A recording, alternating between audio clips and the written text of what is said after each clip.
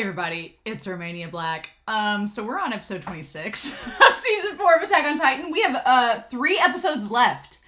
3. As I'm recording this, episode 24 and 22 have come out on Patreon and YouTube, and episode 25 and 23 are coming out tomorrow. And so I have to leave town at the end of this weekend. So I'm really cutting it close to getting all this done on time to premiere on Patreon. So I'm going to record this episode, and then probably in a couple days, right before I leave, I'm going to record episode 27. And then when I get back from my trip, I'll record the finale. So I'll have a week to stew on your comments. But speaking of comments, I do want to address something. I do have a few comments from episodes 20 and 22, or 22 and 24. I do have a couple comments. Not nearly as many as with episodes 20 and 21. There was like so many comments, which is great. But speaking of which, first and foremost, I want to address, because Patreon and YouTube have formed like a protect squad. And I am so thankful for y'all. First and foremost, thank you, because I am 3 episodes away from being caught up with this series, and I haven't been spoiled. I knock on wood, but y'all, and my dog's like, wait, what was that knocking? But y'all have been so kind and nice to make sure that I've not been spoiled. And I'm really grateful, first and foremost. But also, several of you have been noting, you're like, funny enough, with episodes 22 and 24, several people on YouTube and Patreon alike were saying, now be careful, Romania, because the fandom's going to split and we don't want you getting your opinions swayed and all this. Thank you for being considerate and kind. We've been lucky because my channel and on Patreon and YouTube has been a really nice community for us all to talk. And I think episode 25, the last episode, was the epitome of what I think Isayama, as he's writing this part of the story, is looking at what's happening and going, my fandom and my audience is going to be very divided on what's about to happen. And I feel like the last couple of episodes, especially episode 22 and 25, have been Isayama's way of saying, it's okay if you don't agree. We just need to talk about it and be civil, and be civil. Let's not turn into a violent, angry mob, because we see the effects of that, right?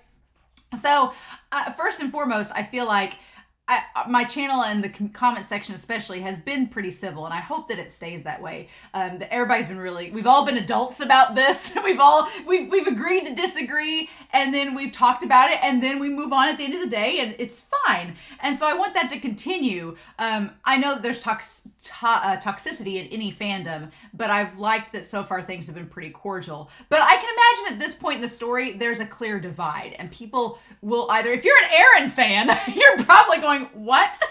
Like, I can only imagine, right? And we'll talk about it in the recap, but don't worry, I guess is my main point, because hashtag Taurus life, I've said that like every comment. I try to be open-minded with this series as much as I can, and I love hearing your viewpoints. I love hearing people's comments. There's been so many insights that I never even would have thought of that I'm like, that's so cool. And y'all point out some amazing things, and I wouldn't trade that for anything. And even when we've disagreed in the comment section, I've been like, okay, well, I see where you're coming from, and it makes sense. And several people, even the comments I have for this video, things that were pointed out that I was like, oh, I didn't think of it that way. So I'm all about that. And I'm going to try to be as open-minded as I can and try to come at my views on this from as unbiased as possible. But don't worry. Hashtag Taurus life. I'm about the most stubborn person that you'll ever meet when it comes to changing my mind. Once I've made up my mind about a character or something, it takes a pretty significant act for me to change it. But with characters like Eren and other characters in this show, I've kind of had to be more flexible, because we learn things about them and things come about in their circumstance, situation, in the world that they're a part of that make you go, okay, I see where you're coming from. And so I feel like the last several episodes, Isayama's been trying to subtly put that message in of like, yeah, this is going to divide a lot of people, but it's okay. I'm just telling a story, right? So, but thank you, Protection Squad, for addressing that in the comment section. So I have a couple notes that I want to talk about before we dive into episode 26 here. Jack L. noticing the similarities between Connie and Kaya's moms. And I hadn't thought about that. I was like, oh, talking about how both Connie and Kaya's mothers were both victims of Zeke's attack.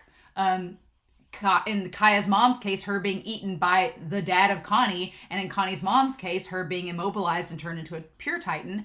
Both of them being immobile. Connie's mom can't move, and Kaya's mother couldn't move as she was being eaten by Connie's dad, or Kaya's mother, rather.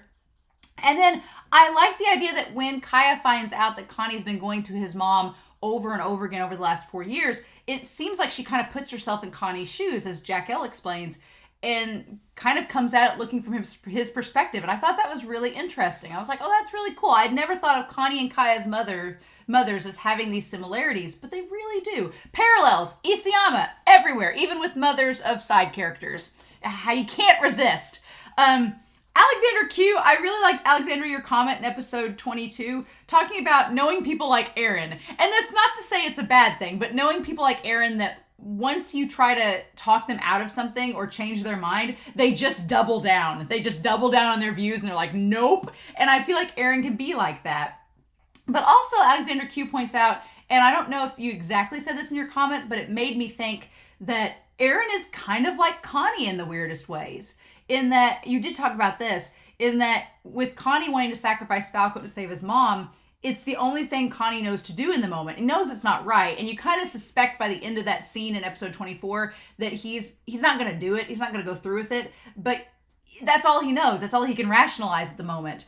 And Eren's kind of the same way. It's that tunnel vision. Eren's like, I know what I can do and what I am in control of.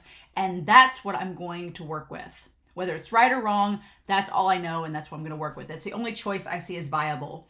And I'm just going to roll with it. And I'm like, And it's funny that there's this comparison between Eren and Connie in that regard, because Connie was trying to understand Eren and his choices back in episodes 17 and 18. And here you see that they're maybe not so different in terms of making a decision. That's really interesting. Also noted by Alexander Q is that Eren is making this choice to do the rumbling, but Ymir's kind of his partner in all of this. It's Ymir's power that's Eren's accessing. So Ymir made the choice to go along with Eren's words, and Eren did coax her, into it a certain way with some rhetoric, but at the end of the day, Ymir chose to give Eren this power. So it's not that, I like how Alexander Q worded it, it's not that Eren is using Ymir, it's that Ymir and Eren are partners. The OG Titan herself and the current attack and founding Titan are working together. And I think that's pretty cool. I like how you worded that. They're not alone in the birdcage, right? Goes back to the season 2 ED. They're in the birdcage, but they're not alone. Aha! Interesting. So, Vintage Man pointed out in the OP that when Eren is walking at the beginning of the OP, he is going the opposite direction of the white doves that are flying away, and the white doves symbolize purity. But then when he's up on top of the wall, he's walking in the same direction as the blackbirds or crows that symbolize bad luck. And I was like, whoa, interesting. I like that symbolism. I like it a lot. Beatrice Oliveira noted that is Gabby, Sasha, and Eren's love child. I had like a My Hero Academia, like Todoroki flashback where he's like, are you the secret love child of Eren and Sasha? Like, I've never considered Eren and Sasha a ship ever, but Gabby kind of looks like she would be their love child. It's kind of weird. But I also like that Beatrice noted that Reiner from season 1 noted the potential danger of Eren having the Founding Titan's powers.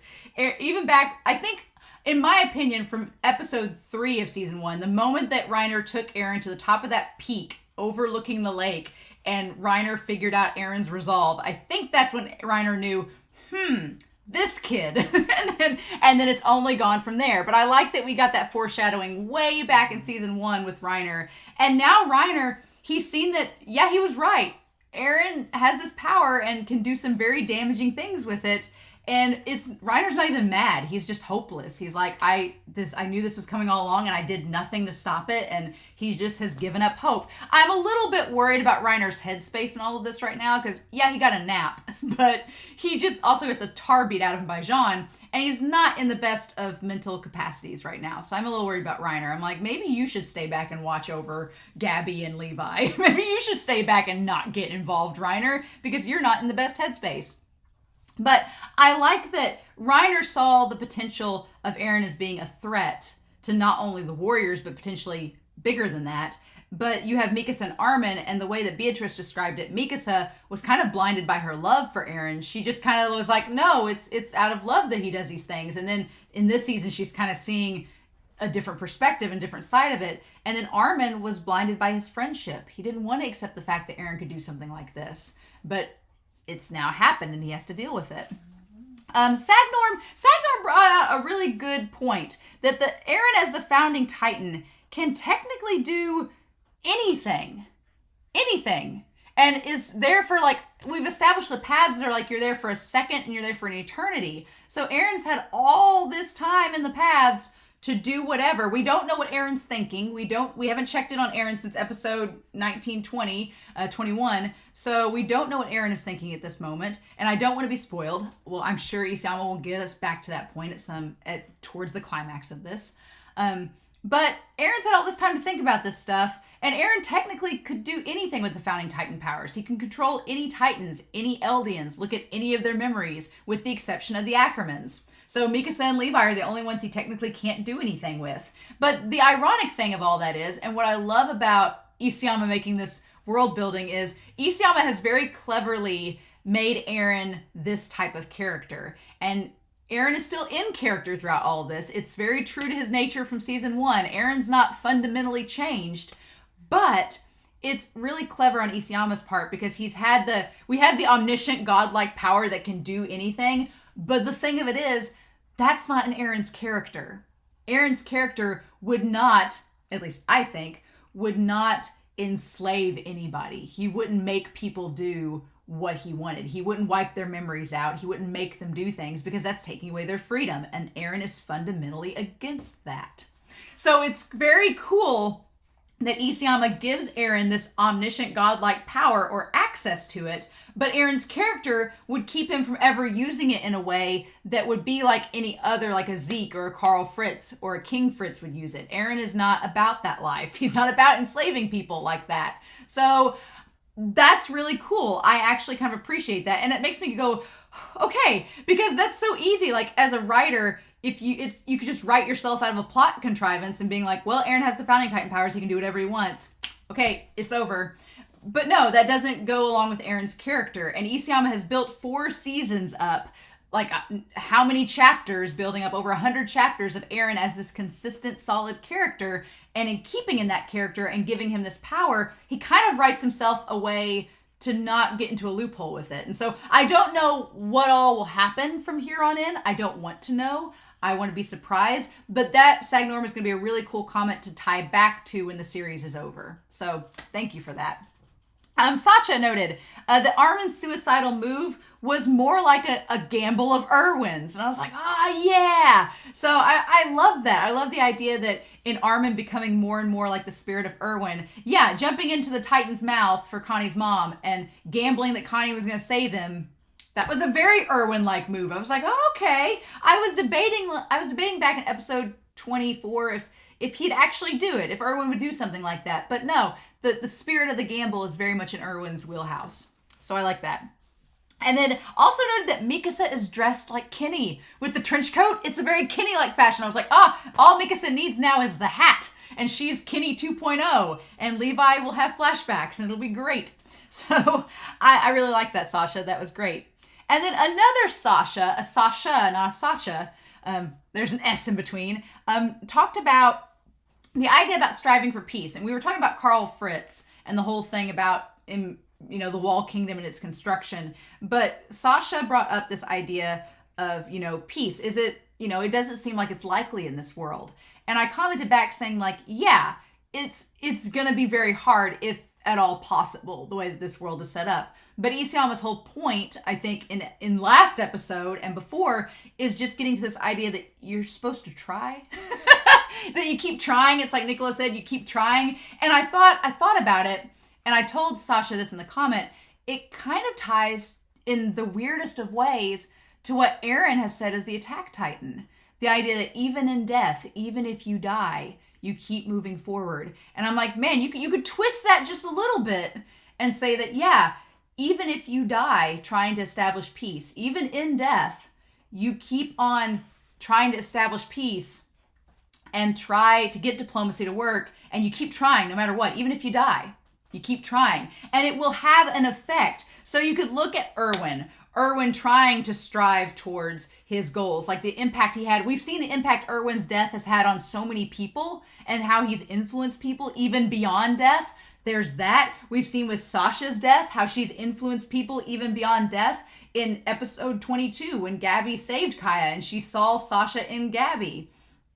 It's just tying back to that mentality, that image that is left behind after they're dead and what they stood for, right? And that ties to Keith in episode 22 and 23 when he was telling the cadets, he's like, look, just go along with it. Rise up from the ranks and then establish your morals with everybody. Like Keith was trying to set an example. Even if Keith died, that spirit of trying to do good would live on to the next generation. So it's just like keep trying, and eventually if you keep at it and keep trying, those little small actions will eventually take shape and manifest into something bigger that can have an actual impact. And so I love that. I think that's really cool, and it does tie to what Eren said in the weirdest of ways. So that was really, really cool. And so then Christopher Peterson rounds us out here talking about Hanji and Sonus's words, that Sonus was like, yeah, at one point you're going to think you're doing the right thing and that you're doing the morally correct thing, and it may end up landing you in a jail cell. Either way. And I think that's where Hanji's like, you know what, screw it. This genocide or omnicide, as everybody's been like, it's the extinction of the planet, it's wrong, and we need to try to do something about it. Even if we get imprisoned by the Aegris, even if we die, we still need to try to do something, not just sit and be complacent with what's going down. If we don't believe it's right, we need to do something. We're not gonna have a chance of winning unless we fight, right? It's ironic that the words that Eren's been saying this, whole series is now being applied to other people as well, who are fighting for what they believe too. But I like the idea as well that Mikasa, a lot of people were commenting about the Mikasa and Louise scene, that was a really touchy subject with people. And honestly, I've never liked Louise. She's fine. I was just like, eh. But I think that one, it's a sign of Mikasa gaining some agency. She actually chooses to walk away, and she, I don't like the idea of, oh, Mikasa should just be a nice person. Screw that. If Mikasa wants to be blunt and be rude, let her. Girl's an Ackerman. She can do whatever she wants. Anybody can do what they want. They don't have to play nice, especially not in the apocalypse. And honestly, Louise just had this delusional devotion to Mikasa. It's kind of like Louise looked up to Mikasa, sort of like Flock viewing Eren. Like, I'm not saying Flock is devoted to Eren. He's more devoted to the concept of what Eren represents. But it's that same kind of delusion. Like, it's not, like, what did she know about Mikasa? Mikasa saved her once, but they've never, sat down and had dinner together or had a conversation. So I'm like, what does Mikasa owe Louise? Like, she was nice to her. She walked away, yeah, which was savage. But she didn't argue with her. Louise said that she had no regrets, and that she was doing everything for Eren and for the Aegis cause, and that she was going to die knowing she'd done her best. And Mikasa doesn't dispute that with her. She doesn't say, you're dumb or you're wrong. She just says, whatever, and just walks away. She doesn't even say anything. She just wants the scarf back, because also Louise took her scarf. So I'm like, I'm not mad at Mikasa in that episode. I feel like Mikasa is just like, it was an in-character reaction for Mikasa, who's struggling with her own identity, and Louise represents a side of what Mikasa has been that she's not comfortable with. And so, of course, she wouldn't want to stick around and chat with that side of her that she's struggling with. So I get it. No, I get it.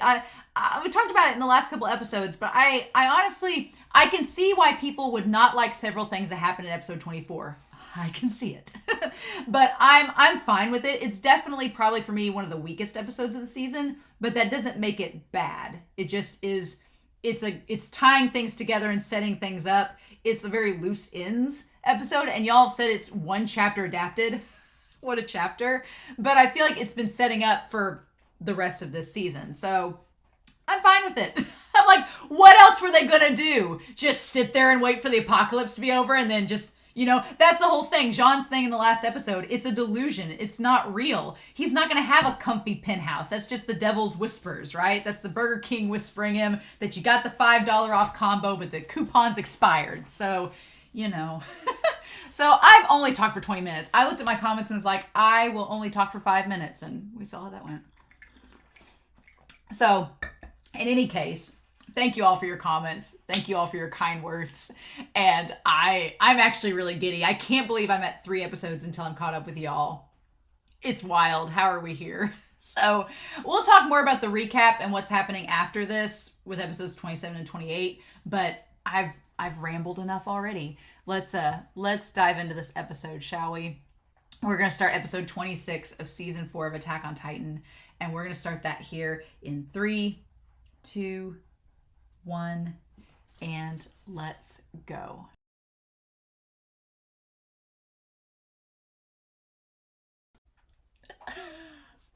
What?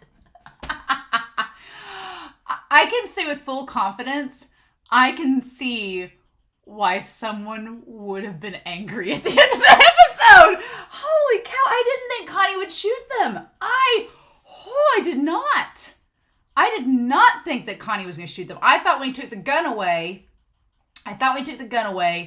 he was going to throw it into the ocean. I thought it was going to be this big symbolic gesture of throwing it into the ocean, but nope. I get why he shot the one guy, and we'll have to add him to the list of the dead. They got names. We're going to add him to the list of the dead, right? Oh, in episode 26. Oh, buddy. So we don't know who it was that gave him the tip off that they were with the Titan shifters and running away. We don't know if it was Keith or if it was just somebody in the house watching. It could have been just a random troop at this point. We don't know for sure yet because we haven't seen Keith at all in this. So it could have just been a troop that saw them through the window and reported it back, right? At this point, we can just assume it was a Jaegerist that saw them and reported it back. But I really thought that Connie was like, I wasn't surprised when he shot. I wasn't so much surprised when he shot the one guy first that had the gun literally aimed at Armin's head and was contemplating shooting him. But I didn't expect him to shoot the other guy. Nope. And then he did. And I was like, oh. But okay, we need to break this down. We need to break this down. Here's the Asmobito woman. She puts things into a very good perspective in this episode to Flock. And we'll get to that conversation when we get to it. But she brings up a very good point in all of this. That she's like, when all is said and done and the world is destroyed, do you think that all your problems are going to be over? Because we're seeing firsthand like the civil unrest and the like civil war and complete breakdown of the military and the island itself. Now the walls are gone. That is something I want to bring up, and I'll probably bring it up in the recap. But there is some things about this whole rumbling and the after effects of it that I'm like, and again, I've talked about this in previous episodes, and I'll talk about it in the recap, but Eren is human, so you can't, we as the audience have the privilege of sitting down and analyzing the show and thinking of all these different things we can come up with. But in the moment, Eren is not Armin. He's not Erwin. He's not a strategist, right? Eren does. And that's always been Eren's thing. And Eren's not dumb, don't get me wrong. Flock is not dumb. As soon as Armin went up to Flock with this plan, I was like, no, that's not gonna work. Because as much as I like to give Burger King hell, he's not stupid. And of course, I love the scene of him just pacing around the table being like, well, why did he do that? What is it? Like Flock trying to make sense of it all. It's amazing.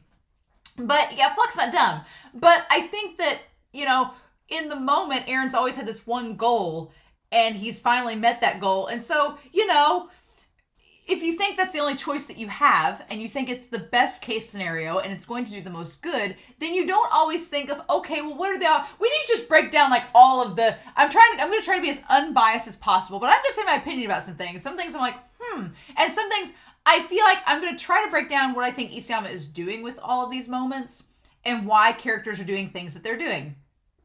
It's just, and God, I felt bad for Armin getting his mouth shot out so he couldn't talk. It's like, Armin, that's Armin's thing, is he has the gift of gab. He can have the strategy, but when that's taken away from him, he just has to stare at you with those blue puppy dog eyes.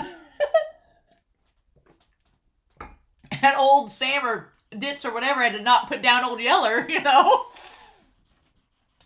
Also, again, this series, Isayama likes to prove a point that if you are faced in a conflict and you hesitate to kill, you might end up getting shot yourself. And Yelena tries to make some comment to Levi, but Levi's just looking like, Levi is interesting in this because he's kept out of the battle strategically. And so he has to be an observer. And so I'm curious about that because Levi, we haven't really heard Levi's take on all of this. Levi he's had his mouth taped shut conveniently, but we've not really seen what Levi thinks about all this. And I find it curious that the eye that Levi has that's not bandaged is the eye of Eren's that was bandaged. And so I don't know. I thought around the time of episode 21 that Levi and Eren might be a force of fighting each other. I don't really think that. Levi's whole deal is Zeke. Levi only cares about killing Zeke. He could care less, I think, about anything else. He probably doesn't think the rumbling's a good idea, but he could care less about everything else. He just wants to kill Zeke to fulfill Erwin's promise. That is his mission. And I don't blame him. So he's just wants to get to Eren to get to Zeke, and that's understandable. But we just talk about this. Oh my gosh. This episode was the fastest episode I think I've watched in a long time. I was like, where did the time go? How is it already over? What? What happened? And I think it also is because I'm getting close to catching up that I'm like, oh no, I don't want to be caught up yet. Because then we have to wait, right? So, but Asmobito, she points out a really good point in that just because you destroy the rest of the world, it reminded me, her quotation reminded me of Pirates of the Caribbean. I instantly thought of when they kill the Kraken, and they get rid of the Kraken in the third Pirates of the Caribbean, and they were like, the world's smaller, and he's like, and Jack Sparrow's like, no, the world's the same size, there's just less in it. And I think that's the same thing here. It's like, yeah, the world's not going to get smaller, but there's just going to be less in it. But that doesn't solve the problem. You've seen the chaotic unrest there on the island. People are going to fight each other. There's going to be conflict. You've destroyed the entire class system that's been built up for 100 years. You think it's just going to be all hunky-dory? No, everything's going to be in chaos. And that's the thing. So without the walls, just really briefly, that you point out that there is no separation of class anymore, which is not a bad thing, right? Because we've seen the injustices that have fallen the people during that class system. We've seen the underground that Levi's from. We've seen how the people of Wall Sina look down on the other people of Wall Rose and Wall Maria. We've seen how the whole thing where they sent the other people, like the extra citizens that came from Wall Maria, out, to tend the fields and things like that. We've seen how the problems with the class system in the Wall Kingdom. And so you would think on the outside of things that, we'll just get rid of the walls, everything will be fine. Yeah, that's great in theory, but now that there's no separation of class, what are these people are they just gonna look at each other and be like, well, this system that we've been doing for 100 years, now that it's suddenly drastically changed, we'll just go with the flow and figure it all out. We've seen in this episode that doesn't happen. There's chaos, there is panic, there is people doing impulsive things like Connie and shooting people in the face. There's things that happen that it happens on instinct and impulse, and people don't think, and it's just a very spur of the moment thing. And so things that sound good in theory, in practicality, take more time and work. And that's kind of, I think, what this episode is all about. The idea of theory versus practicality. And yeah, you can't have this revolution save the world if you don't get your hands dirty. That's the thing. And Armin kind of says, I'm not going to sit by idly and claim that I'm this savior of humanity and have done nothing to contribute to it, we'll talk about it, but yeah, so there's this no separation of class, which seems like a good thing, but then there's also no structure. It's just chaos. Without the military structure that Parody had, it's just the Jaegerists all running amok. And yeah, Flock's kind of their leader right now, but would Flock always be their leader? Is that just how it's going to work? When Eren does not seem like the type of person that would ever care about a military position. He just doesn't. That's not Eren's style. So I feel like hypothetically, if Eren came back after this rumbling business, he would have no part in the military at all. So it would just be left to Flock and the structure that he creates. But there's no structure. It's chaos. It's chaos and tension because who's gonna be the leaders? Who's gonna be like the decision makers? Your upper military is gone. They're wiped out. Your nobility, are they still around? We haven't really checked in with Walsina, and we've established parts of the nobility may be resistant to the founding Titans' powers. So how does that work? Is that still a thing, or is that just what they've been telling themselves all this time? And Uri and them just never use their powers on any of them? We don't know. But there's lots of chaos and tension, and there's lots of civil unrest because you have different sides of people choosing sides of what they think is right and wrong, and then it's going to become a power struggle of, is the Agrists going to try to enforce martial law? Are they going to try to take over? What does that look like? There's just, who is in charge? Because, that brings into mind Historia in all of this. And it is not lost on me that Historia is absent through most of this season. She's over there with Farmhand Coon. Farmhand Coon's whittling a baby crib, and they're just hanging out in the apocalypse. But we haven't really touched base on Historia. We saw her in episode 21 watching Eren's speech, but we've not really seen much with her. And so I kind of hope that we touch base on her before the season ends. I don't know if that's going to happen, but I do feel like we should touch base on her at some point. But yeah, is she still going to be queen? What does that even look like? Queen of what? Eren has the founding Titan and has the powers of it. So, and if Zeke stays alive for at least, Zeke's going to die in a year. So he does need Historia. So I guess they won't harm Historia in case if they need her, but there's all these variables, right? And the whole point that old Miss Azumabito gets at is that there's always going to be conflict on parity.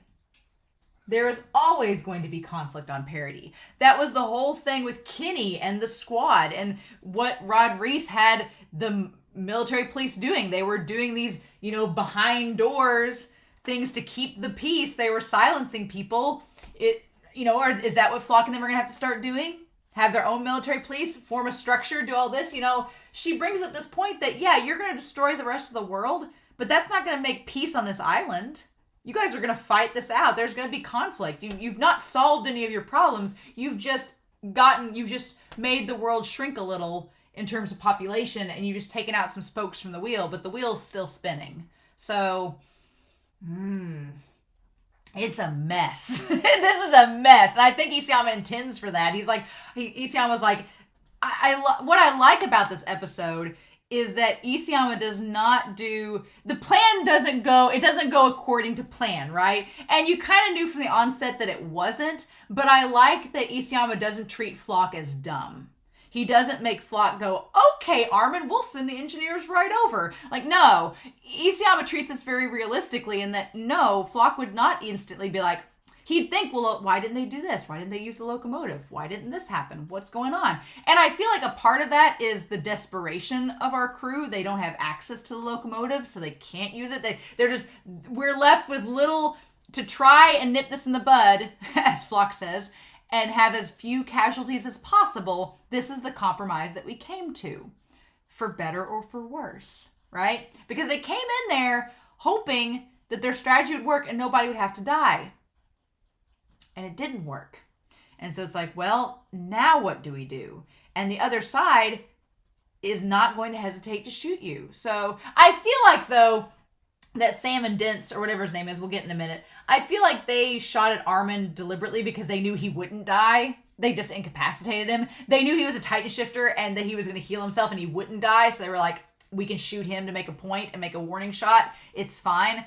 But because they don't instantly shoot Connie, right? They hesitate and they don't want to shoot Connie. And so we got lots of things to talk about. But yeah, this episode, I feel like Isayama was like, okay, you want to play the hero? Here's how hard it's going to be, right? Because that's always been Isayama's thing in this series. I've always felt like Isayama's had a thing against the hero complex, where Isayama's like, oh, you want to be the hero? Well, it's not easy, and here's why. And so I feel like this episode is just taking that idea of playing the hero and showing just how not only flawed it can be, but how morally complicated it can be, about how ugly it can be, and about how is it worth the cost. Going back to barricades, is it worth the cost what we're doing? And is it worth it? So lots of characters had different ideas throughout this episode, and I want to touch base on them. But yeah, I do agree with Asmobito. The rumbling is not going to solve Parady's problems. It's just making it to where it's a self-contained problem instead of facing outside problems. And you could argue, I could see somebody in the comments arguing, well, that's better than the rest of the world trying to kill them. And it's like, yes, but it's complicated. I feel like someone said if you were in a relationship with Attack on Titan, it would just say it's complicated. Like, that's absolutely the truth. But we need to go through this episode proper.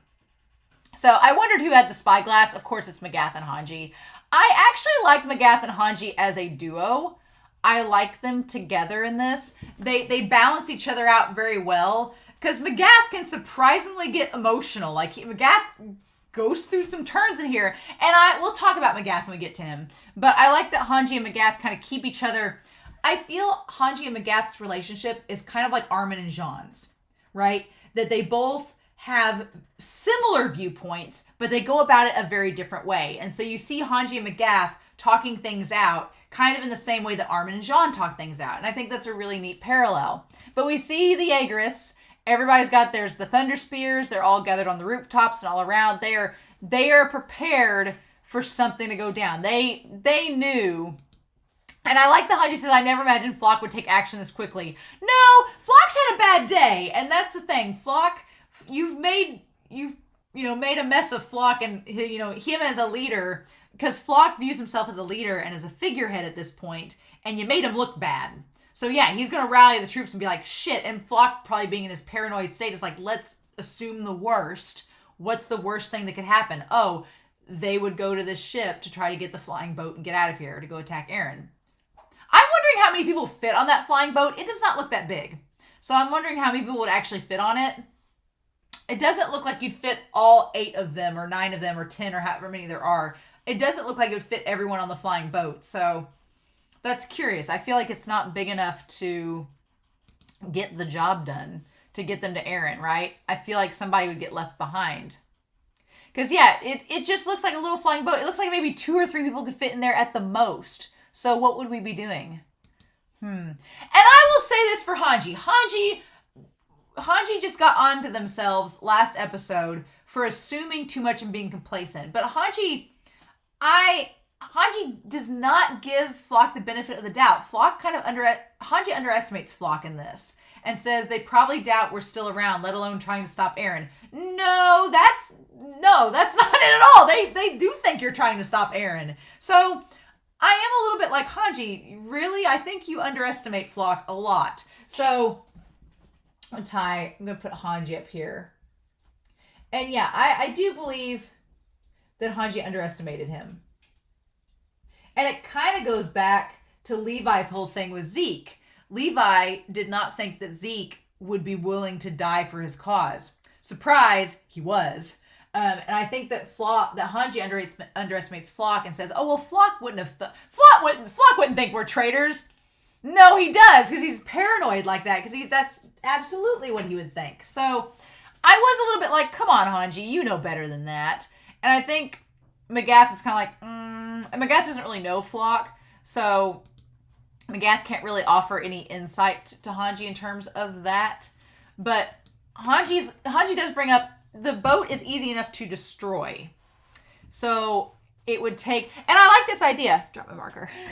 I like this idea that Hanji says it'll take decades to restore the tech with most of the world gone. Yeah, that is the thing too. We're gonna add that to our problems. There is no outside resources. And I guess you could argue that, well, they've survived this long without any outside resources, so they'd be fine. And I'm sure that I won't argue, that's probably the case, but it is just worth noting that if they ever did need something outside of parody, it's not there. Because Christopher Peterson noted, and I don't know if I mentioned this before the episode, but talked about how Eren's plan of wiping out the world, it's not just going to kill all the people on the earth, but it's destroying the ecosystems, the animals, the landscape. Like it will be a barren wasteland once they're done, and it will just be Parody Island. That's the only thing left. So what do we do, right? And so, yeah, Hanji's saying, you know, if whatever we have on the island's all we're going to have. Nothing else. Hope we can survive and grow crops and do all right. Hope that this world devastation doesn't mess up the ecosystem or climate or anything of the world that, you know, throws things off balance. Hope that all works out. But yeah, so we go back to Hanji talking with Magath here. They'll want to ensure the mainland is empty. Okay. And I think the reason that they're here is to capture the Azumabito with all their boats and stuff. Yeah, it's mainly just to get them and keep them on the island. And Hanji is right in that the moment they realize that they're at the port, then they're going to blast this boat to smithereens, which they do try to do. So yeah, they're going to try to prevent them from leaving on the airplane because they think they're going to go get Eren, which they were right. It's interesting. Preventing that will be difficult even with some of the 9. And I will say this, it's very nostalgic. I never thought I would see Reiner and Annie in ODM gear again. It's very nostalgic. How weird it is. And Reiner's wearing a shirt that's kind of like the color of Bertolt's shirt. Peek's like, I don't know how to... Peek doesn't know how to use the ODM gear. That's a really good point. I hadn't thought about that. But yeah, Peek has no clue how to use the ODM gear. So she's kind of... I thought that she'd stay behind because the Cart Titan... Without the stuff on the Cart Titan's back, what is she going to do? I mean, she's versatile and she can do some things, but I do think that Peek staying behind with Levi and them makes the most sense because, 1, she doesn't know how to use the ODM gear, and 2, if they need to escape, she's pretty much their mobility. Like, they don't have horses. Well, they have some horses, but they need her. So, yeah, interesting that Peek stays behind her. I'm going to put Peek up here as well. So we have Peek, and we have Reiner, and we have Annie. We have our rat group. Rat pack. We got them. Got them all together here. And so, how nostalgic. I love that Annie always has a hoodie. It's like perfect. Annie just has that little hoodie that she wears. I like it a lot. Doesn't really quite match up with the fashion of the 20s and 30s that kind of imitate with Marley, but it's fine. It's fine. And so Magath says, if we can't manage this much, we'll never take down the founder. Magath's like, we got to do what we got to do. At this point, if we're going to have to work with what we've got, we can't take down the founder. At this point, Magath's saying we can't take down the founder with what we're doing. Like, we're going to need more. Something else. We can't. Magath seems still a little bit skeptical about this whole taking down the founder thing. He's like, I don't know if this is still going to work, but we don't really have a choice. So I'm going to put Magath over here. He is interesting in this episode. He is interesting. And then, yeah, Hanji looking over.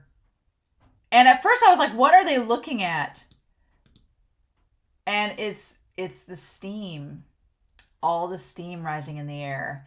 It's again, like Pirates of the Caribbean, where they're all going underwater and all the Titans are walking through the water, through the ocean, and they're all going to come up on the other side. Now Hanji assumes that they've already started destroying Marley. I'm like, have they? Do we know that for sure? Can we know that? I was like, Hanji makes that assumption, but I was like, I don't know. I mean, I guess we can assume that he's already started destroying the world, but we don't know. I don't know if I will believe Hanji until we see confirmation that that he is on the other side with Marley, until we see that. Okay. So I want to go back here real quick, though. I wanted to look. There was something I wanted to see beforehand. And it was of when Magath goes down the hill there. I guess it's just the clouds there. Okay. So I'm going to skip the OP. All right. So we do have horses in the carts. Yep. So we have our 2 groups. I like that we're separated. Yelena and Anyan are kind of by themselves. They're kind of the spectators off to the side. But we have Reiner, Peek, and Annie versus Connie and Armin and Jean and Mikasa. And to be fair, Mikasa kind of took a break, or Jean kind of took a break this episode. We didn't get a whole lot out of Jean, but considering the last several episodes have been very Jean focused, that's fine. Our king needs a break. He's had enough thrown at him, right? Instead, it's more focused on Armin and Connie this episode, which is funny because it ties back to episode 24 that focuses on them too. And so I'm going to put old Levi over here, and Yelena Yelena and Anyan. We're just getting all the players here and their views and all of this. But yeah, so Annie is the one talking at the beginning of this. Annie says, we've got to kill them all at once. That's the only way to secure the flying boat. So Annie's plan's pretty straightforward. Annie's like, we kill all of them, kill them all, and secure the boat. Easy peasy lemon squeezy. Which Armin and none of them want to do. So, but Annie's like, that is our clearest method. That's what we got to do. Let's do it. And so... And then Levi, throughout all this, is sleeping. For this to work, we'll need all our Titans and all your weapons. Got it? So I like Annie's like, we're going to use the Titans and the weapons. Titans and weapons. We're just going to go in. Annie is like Danny DeVito in It's Always Sunny in Philadelphia. Annie's like, so I went in blasting. Like, that's Annie. If somebody can make an edit in the Discord of Annie with Danny DeVito's voice saying, I come in black, I may do that on my spare time when I get back from my trip. I may do that because that's amazing. But yeah, Annie's just like, we're just going to go in guns a-blazing, kill them all, end of story, we're done. Sounds easy, right? That's what we should do. And none of them are happy about it. They're all like, And then Connie's like, not so fast. And Annie's like, why? And then, so Mikasa brings up a little counterpoint. None of them are happy with this because none of them want to hurt their friends. The Jaegerists, even though they're Jaegerists, they don't agree with their viewpoints, they're still people that they've been comrades with for years. So they don't want to just instantly kill them all. So they're like, well, and Mikasa mentions the Azumabito. So she mentions her family. I'm going to correct that on here. Azumabito. And that they'll get caught up in it. That they'll get caught up in the firing. Which is absolutely true. What they don't know is that Flock's already been killing them. Flock's just like whittling them down slowly to make points. It's like, ugh. But yeah, Mikasa doesn't want the Azumabito. I like that Mikasa is like, let's not get the civilians caught up in this. There are innocent people there that are not military. They didn't, they're just here helping us. They didn't realize what was going to happen. Let's not get them caught up in there because they can't defend themselves. They have no weapons of their own, right? So I like that that's Mikasa's route. That very much is tied with her character, especially at this point. And so then, and Connie says, right. So Connie wasn't even thinking about the Azumabito. He was just like, I don't want to kill my friends. And then when Mikasa brings up a somewhat legitimate point, Connie's like, yeah, what she said. Like, oh, Connie. And then Annie, being Annie, in character, says, why should we care about your distant relatives? They attacked our homeland. Annie's like, why should we care about the Azumabito? Why do you care about your distant relatives? Are you that close to them, or are you just making up an excuse? Annie's not beating around the bush, right?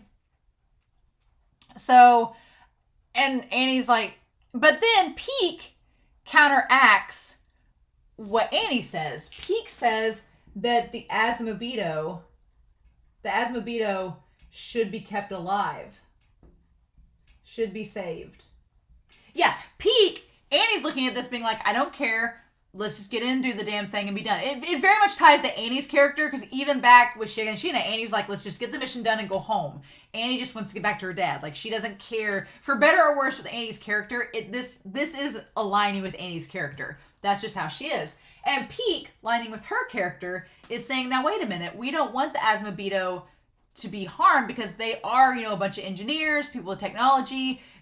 Peak is probably thinking that maybe we'll have to service this flying boat. We might have to take care of it. We need them alive. They are important because we can't do what they're doing. So I like that Peak, contradicts Annie a little bit there.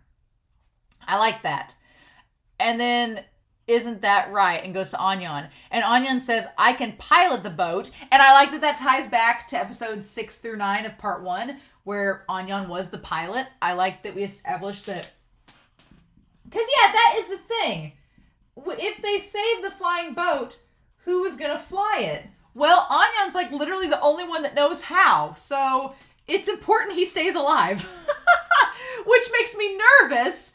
Thankfully, he's over there away from the action. Thankfully, I'm like, Anyan, just don't get in the middle of all that. Stay where you are. right? It's because they need Anyan to pilot the boat. Nobody else knows what they're doing. Connie ain't piloting this boat. I love the man to pieces, but he ain't going to be a pilot. So that makes sense. He is animated a little weird in this episode. I don't know why. It's just his face looks off. Something's odd. But he says without the Asmodeus mechanics, it's just a boat without wings. And that brings up a good point. You've got to service it. The wings are folded up so they can tow it. So they need somebody that knows how to operate the boat. They need somebody to service the boat. And I wasn't paying attention at the moment. But yeah, those things wrapped around the boat are dynamite. They are explosives. Did not notice that at the beginning. But it's pretty apparent now. And so it's not just a matter of unfolding the wings. The original plan was to service it in the hangar and pilot it after some training. So yeah, so Anyan's not even fully fluid and fluent with the training to pilot this thing, but he's like, we need to service, the boat needs to be serviced. We got to have the Asmodeus to service the boat before we can even begin to do anything. So this is not going to be just like, I like that this episode establishes, it is not just going to be Ocean's 11, we're going to get in there, get the jewelry, and get out of there. It's like, no, this is complicated. And it's not just a fact. I like that Isayama makes this so complicated because it's like, in some other shows I could think of, it'd be like, okay, we're going to go in, get the boat, and get out, and we'll figure out how to fly it. But here, Isayama's like, no, we're going to try to be a little bit more realistic with this. It's not that simple. And I like the Anyan's in the middle of all of them to tell them about how complicated this is. And Reiner, bless his heart, asks the question we're all thinking, like, how long will that take? What's the time frame here?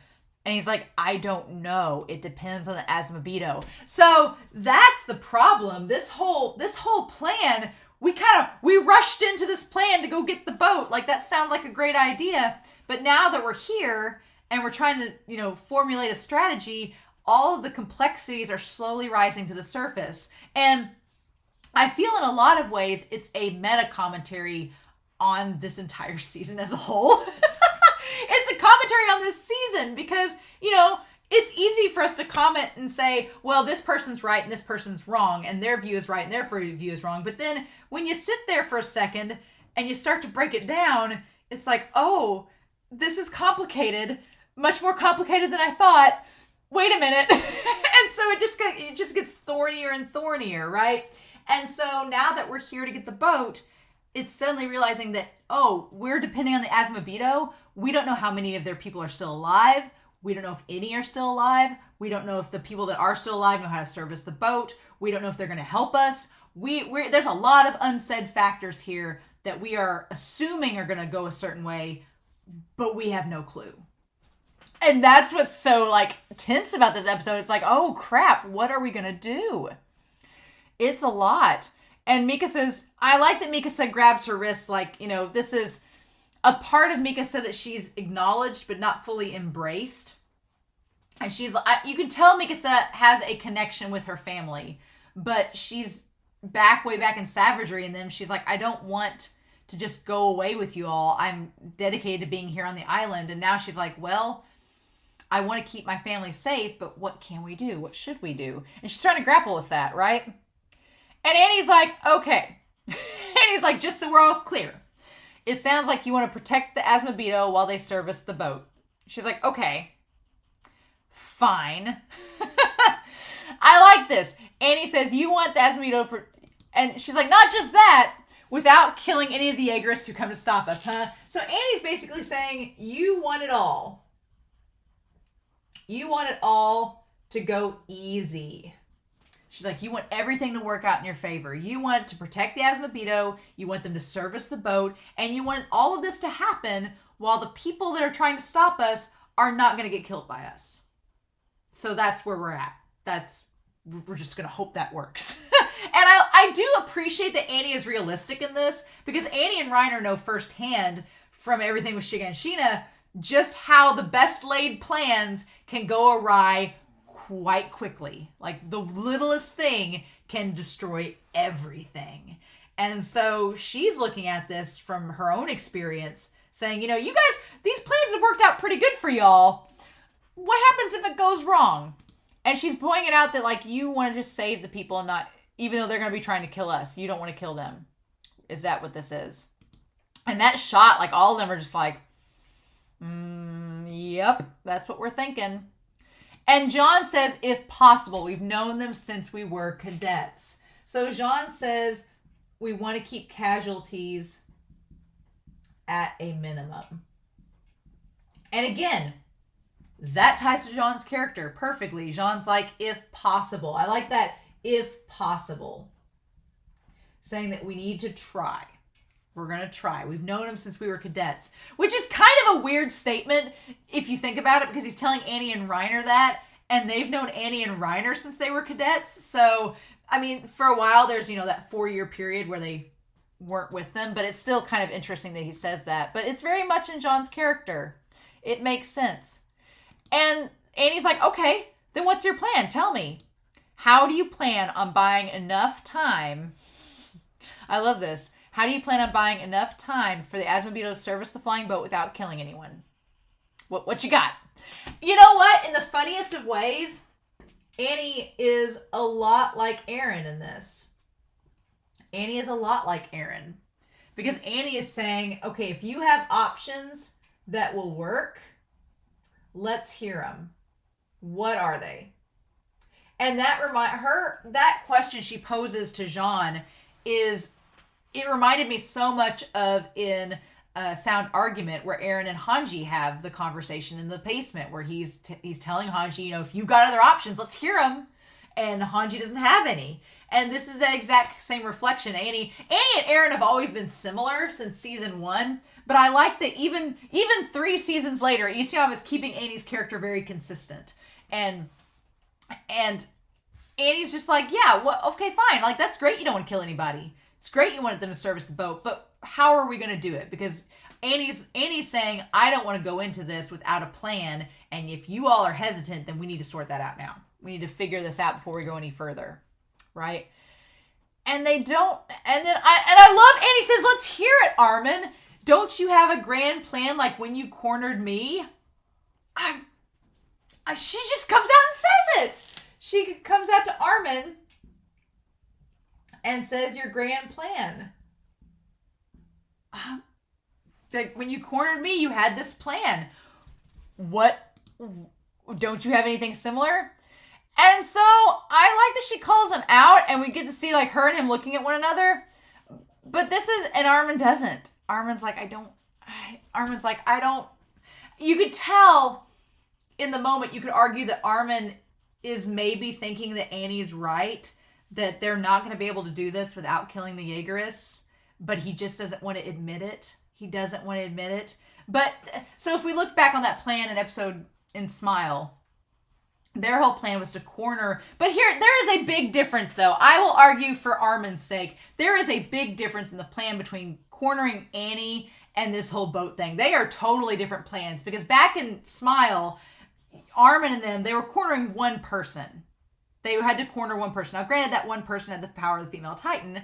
It's a big deal. But they had to corner her, just one individual. And you had the entire cadets, all the Survey Corps, all gathering to corner one person. And one person is easy to keep in check. Like, they could follow Annie and track her movements. They could gauge her as they were talking to her, leading her to that basement area, the tunnel they wanted her to go into. It's easy to keep track of one person and manipulate that one person across the field, right?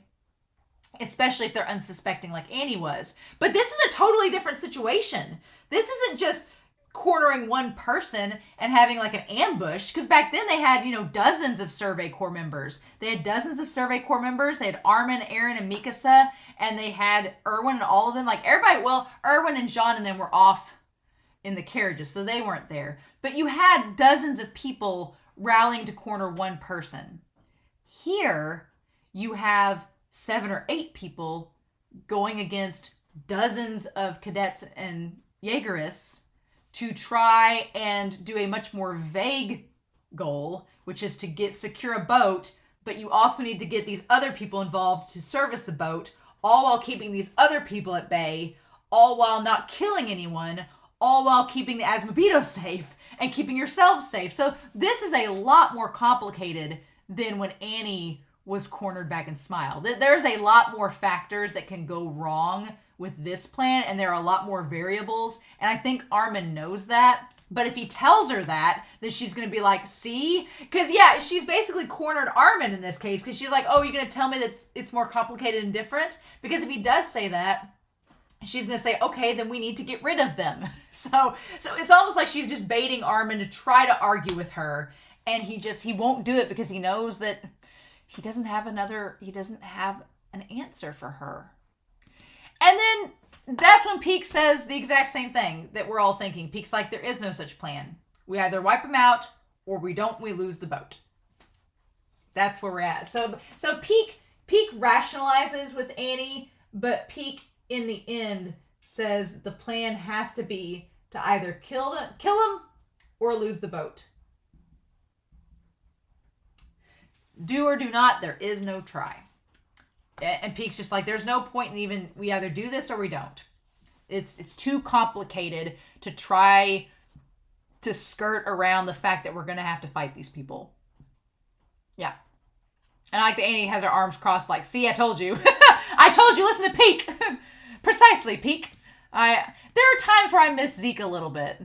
And this is one of those times. I miss Zeke saying, precisely, Peak. I do miss his character. It's really sad. Didn't think I'd get to that point, but here we are. And Peak just looking at him. And then Connie, of course, says, we're here to save people. Well, and he's like, and yet we've got to murder some of our friends first? What the hell? Well, yes. No, to save the world. Yeah, it's oh God, it's complicated because it's so this is where things get really muddy and I applaud Isayama for doing this because there are no easy answers in this series. There's never been from episode 1. Everything's been complicated, but now it's just like, yeah, you could argue that you could argue they're facing the same dilemma that Eren is facing. Like, I've got to murder some people, but this is the weird thing. That Eren's like, I've got to murder these people to save my friends. And it's the reverse. They're like, we've got to murder our friends to save all these people. It's wild.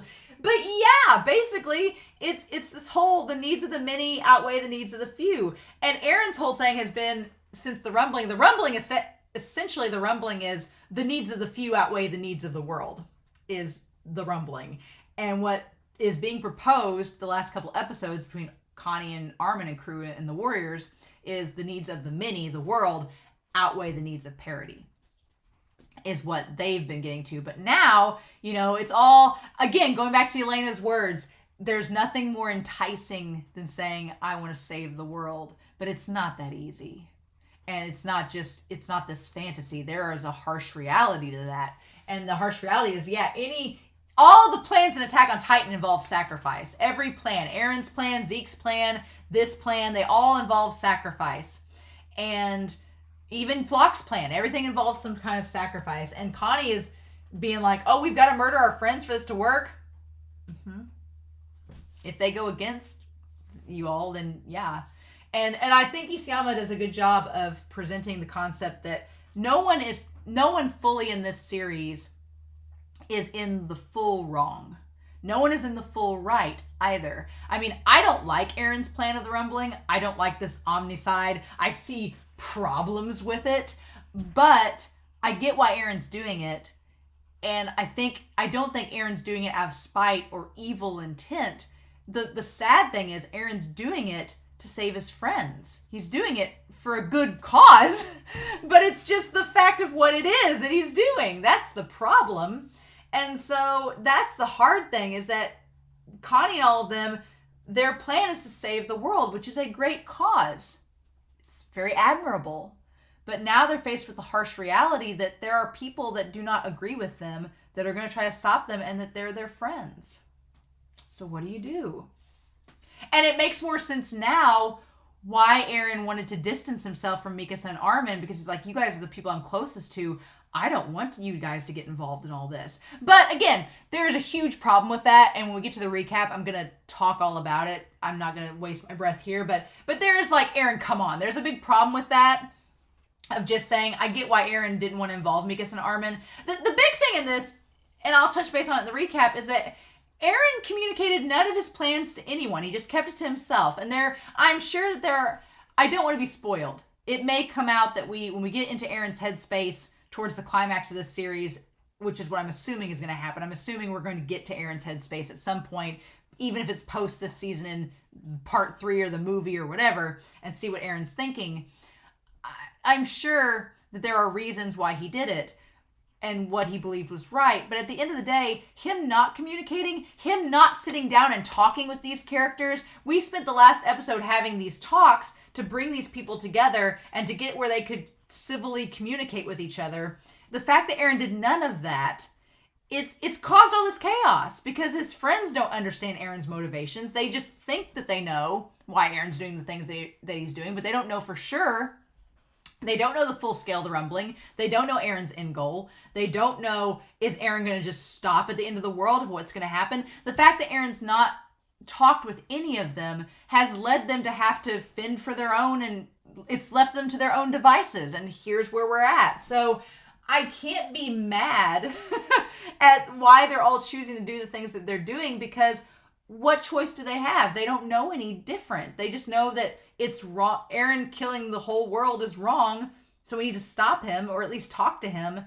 And we got to get to him first. In order to get to him, there are going to have to be sacrifices made. And it's like, Connie, yeah. And Anya and Elena's face, she's looking at Connie like, what did you think we were going to have to do? Like, Yelena and Anya are like, yeah. Because Yelena's killed lots of people. Yelena has killed lots of people to get what she wants and to get this far. So she knows. She's like, I've had to kill comrades. Yelena's like, I have been in that boat. Yeah, you got to do that. If you fight for your cause, you may have to sacrifice. So that's. And then Reiner, what the hell? And so Connie's just so dejected by it, right? And Annie says, true, you guys shouldn't be expected to help out with this operation. So then we play like nor expected to make that choice in the first place. So Annie's saying that you should be left out. That Armin and co should be left out. That it's the warrior's job. So Annie's saying, yeah, you know what? This is our fault. We came to Shiganshina in the first place. Reiner and Bertolt and I started this whole thing. So yeah, it's bad for us to assume that you guys should have to just kill your friends. I mean, she's like, I can't blame you for being upset about that. And she's like, it's our fault all this happened, so we should just take the blame and just do it. And you guys should just be left out. And you can tell Armin and Jean and them, they're all like, well, we don't feel comfortable about that either. Unlike us, you probably wouldn't have destroyed the wall that day. So this is interesting. Annie says, unlike us, you probably wouldn't have destroyed the wall. So she puts a lot of blame on themselves, saying you guys are better than us. You wouldn't have destroyed the wall. Right? And then Reiner has this weird epiphany. Reiner's like, wait. He's like I thought, I'm the same as you. So Reiner has this moment of seeing Eren from Declaration of War. And he said, I'm the same as you. And that kind of proves Annie wrong. Like, Eren's like, no, we would have done the same thing. You know, you would have sacrificed for a cause that you believed in. So am I. Eren, it's basically, yeah, it's tying back to the fact that Eren's like, I'm no different than you. I have this cause I believe in, and I'm willing to sacrifice for it, but I believe in it strong enough that the sacrifices are going to be worth it. So the writer has this moment of clarity where he's like, wait, what? And he's like, is that what he meant? Did he mean that we all are just fighting in the same fight? And he said, but then Reiner says, you guys don't have to fight. He says, watch from a safe place with Gabby and Falco. So it's interesting. If the Jaegers spot you, you'll have no choice but to fight. So just stay out of it. Interesting. And he's like, And I like Reiner has this look on his face like, I did something good. I was like, Reiner, I don't know if that's what Eren meant by that. I thought that Eren was like, no, I thought that what Eren's words were saying is what Magath and Hanji eventually, and what Armin eventually get at. Like, no, if you're going to fight for a cause, you're going to have to get your hands dirty. You can't just sit on the sidelines and let other people do it for you and just take the glory in that moment. No, you're going to have to fight too. It's just part of it, right? If you're not going to fight, then don't. But if you are going to fight for a cause, you're going to have to get your hands dirty. And I think Reiner kind of misses the mark just a little bit. But you know what? He just got out of a nap, so we'll forgive him. Also, quick side note. I'm going to talk about shipping in the recap, but it's been started in the Discord, and all I can think about now is this weird Eren and Reiner ship. It is not lost on me that during the episode 19 flashback, Reiner shows up 3 times in Eren's visions. Jean doesn't even show up once. Isayama, what are you saying? And Connie's like, well, that's not right. We're just going to sit there and watch you guys slaughter each other and do nothing? That doesn't seem like the right thing to do. And so Connie doesn't want to sit on the sidelines. He doesn't want to be passive, which later on he's not passive at all. Nope. He doesn't want to be passive. And Jean says, is this even a situation that Titans alone can solve? So Jean's like, can Titans do it alone? And I think that ties back to Jean's words with Armin back in season 1, where Armin was like, in order to fight monsters, you have to become one. And Jean was like, well, yeah, that may be true, but is that best for humanity? So Jean is still, again, in character thinking, what can we do? And, is this something we should just leave to you all alone? And Armin doesn't say anything. Armin is still contemplating and trying to rationalize and come to grips with how he feels about this. And again, we do get a sliver later on of Armin with Bertolt's memories. So I kept wondering this entire episode. I was like, I wonder if Armin is thinking of something that Bertolt said or did. I wonder if Armin's going back to Bertolt's memories. I kept wondering that in this episode, and then we get confirmation later. And Hanji's like, I have no intention of spectating. Hanji's like, I ain't sitting around here and watching things. Hanji is not a spectator. No. This is the crazy thing. Hanji, I think at this point, Hanji has accepted, going back to Sonus's words, Hanji has accepted that if we're going to do something, yeah, there's going to be cost. But at the end of the day, is what you're fighting for worth it? And Hanji thinks that it's worth it. So at this point, Hanji's all on board. Hanji's like, no, got a mission. We're not just going to sit idly by. We're going to be part of it. We're not going to just let the warriors take over this burden. And while we sit back, and fan ourselves, no, we're going to help them. We all came to the table together. We're not just going to go make them cook the meal and us sit here and wait for it to show up. It's not how this is going to work. And so, after all, the Jaegerists have killed 4 already. So, besides, humanity doesn't have much time left. So, yeah, Hanji's saying the Jaegerists have already killed people. Now, I'm trying to think the 4 that she's talking about. Jaegerists have killed, and we have no time. I'm like, who are the 4 that the Jaegerists have killed? I can't exactly think of who the 4, unless Hanji has seen through the window, unless the 4 are the Asmodeus, like they use the spyglass that Magath said to see that they've killed 4 of the Asmodeus already. Maybe that's what they're referring to. And humanity doesn't have much time left. And that's when Hanji brings up, I saw the Titans crossing the sea, giving off tons of steam. Yeah, you can just see it. You can see the trail. Judging by their speed, they've probably set foot on Marley. And so I'm sure the closest cities in the Northeast are already destroyed. I'm like, Hanji, how do you know that for sure? Like, we're assuming a lot, Hanji, but okay. And Reiner and Annie and them are like, well, shit, they're already at Marley? No! Which, if they've been marching for a day straight, yeah, I guess. Yeah, if they were marching a day straight, it's not that much distance between Parody and Marley. So yeah, it's not unreasonable to think that they've already crossed the sea, but at the same time, I'm like, Hanji, you don't know that. And Reiner and Peek's like, ooh, like Peek's probably doing the math in her head, like, okay, wait a minute. If a wall titan is moving at 5 kilometers per hour, and the distance between Parody and Marley is such and such kilometers, how much time will it take? Peek is probably doing the math in her head of how long that's going to take. But Reiner and Annie look genuinely like, well, shit, no. Like, that's probably the softest look Annie's ever had animated, is that she just looks really disturbed by this. And Reiner's like, oh no. And all of them, and Armin, for the record, Armin looks absolutely terrified. Armin is probably doing the math as well, like, oh no, people are getting killed. We need to stop this now. I think that's what pushes Armin, is that Armin is thinking of the loss. I mean, Hanji's not mincing words. Hanji's like, people are already dying. We're sitting here thinking about this, and people are dying. So if we're going to do something, let's get to it. And Armin clearly is like, well, shit, oh no. And everybody else is kind of like, crap. So, yeah. Who knew they'd cross the sea so quickly? And Magath showing this emotion. She says, how many have died thus far? And that's when Magath just takes a hold of Yelena. Somebody in the Discord that said they shipped Magath and Yelena. I was like, after this scene? But I'm not judging. I have weird ships. I won't judge anyone. I just think it's kind of funny.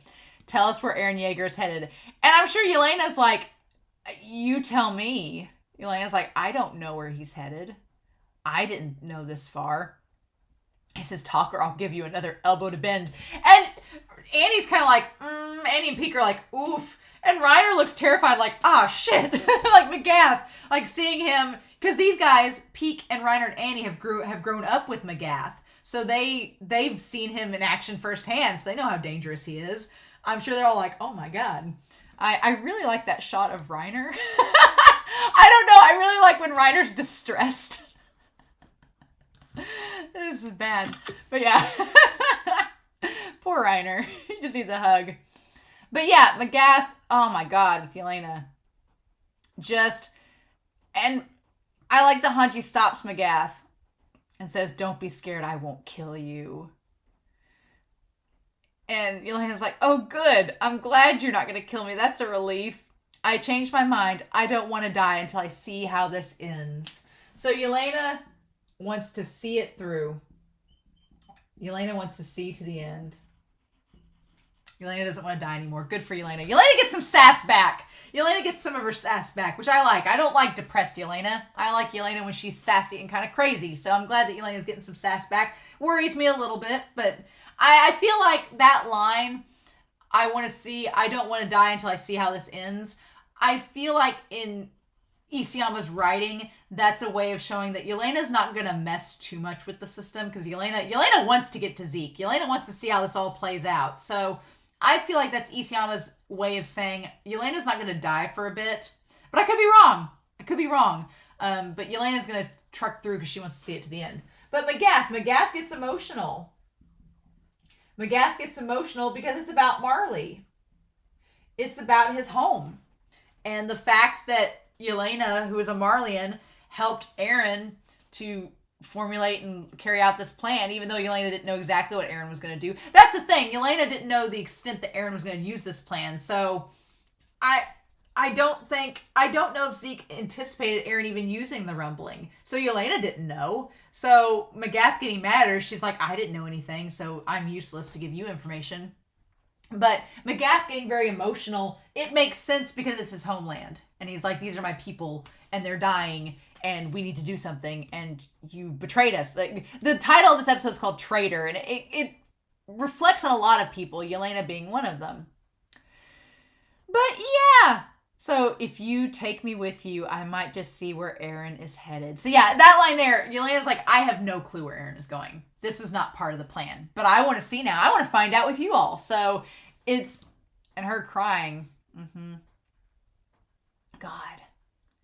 And then Hanji putting the hand on Magath's shoulder saying, the boat comes first. And Anyan saying, we don't have time to torture her. It's like, we've got to move. And then that's not what gets Magath. What gets Magath is Gabby. I love that shot of his eyes. Magath's eyes. Magath looking up at Gabby. Gabby is Magath's emotional anchor.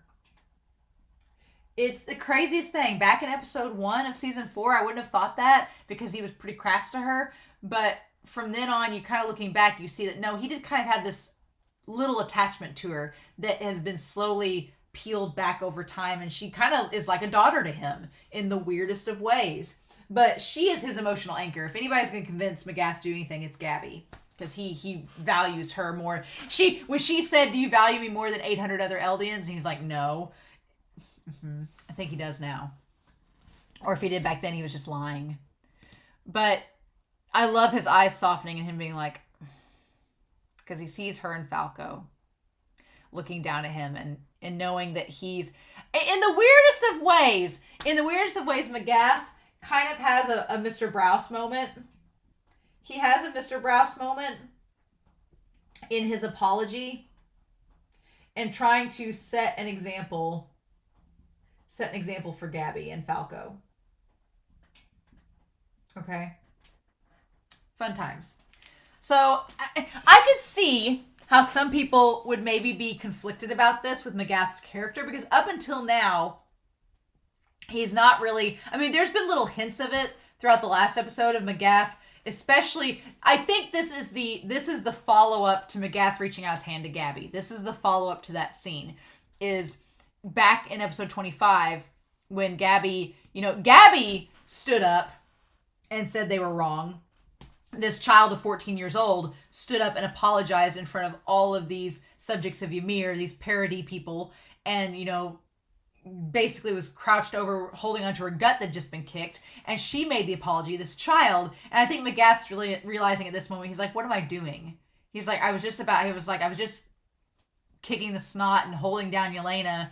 That didn't solve anything. He's like, what have I been doing? And what example am I setting for Gabby, who went above and beyond to apologize on our behalf, like a child did this, and I can't act any better? So I feel like Magath feels like he owes it to Gabby to set an example similar to hers, right? And so he calls Armin and Connie and Mikasa and Jean by name, and he apologizes. He's like, my behavior last night, he's like, we were wrong. And he does basically the same thing that Gabby does. He's like, it was foolish to bring up justice. Disgusting as it was, I was desperately trying to justify my actions. Yeah. I feared to look at myself and see I'd become as vile as Marley. Because, yeah, he called himself a devil. He's like, I know that we're devils, just like the subjects of Ymir. But he was trying to justify everything. And he's like, what good is it doing now? Right? And then he says, none of you are to blame. Yeah, and Hanji's even like, what? It's wrong to make you bear the sins of the past due to your race. And that's huge. Coming from somebody from Marley saying that the subjects of Ymir should not carry the sins of their past. I mean, that's been the whole thing against the subjects of Ymir from the start, is that due to their race, they're always viewed as terrible. And Magath's like, that's not right. And for Magath to say that, I'm like, holy shit, that's huge. They're all like, oh my god. And then that gesture of him turning to peek Reiner and Annie, that animation is so interesting. But telling the three of them that you shouldn't have to endure the world's hatred your whole lives either. Like, it's our duty to remember this stupid blood-stained history and teach it to future generations. So that whole thing of knowing your past, don't forget it, but knowing your past to teach the future not to do it, not to repeat those mistakes. Yeah, and that kind of ties back to the whole thing with, bring up Carl Fritz with the whole Wall Kingdom, is that I'll just wipe their memories and they'll forget all about that terrible past. They'll forget it. But the problem is, if you don't acknowledge the past, you're doomed to repeat the same mistakes.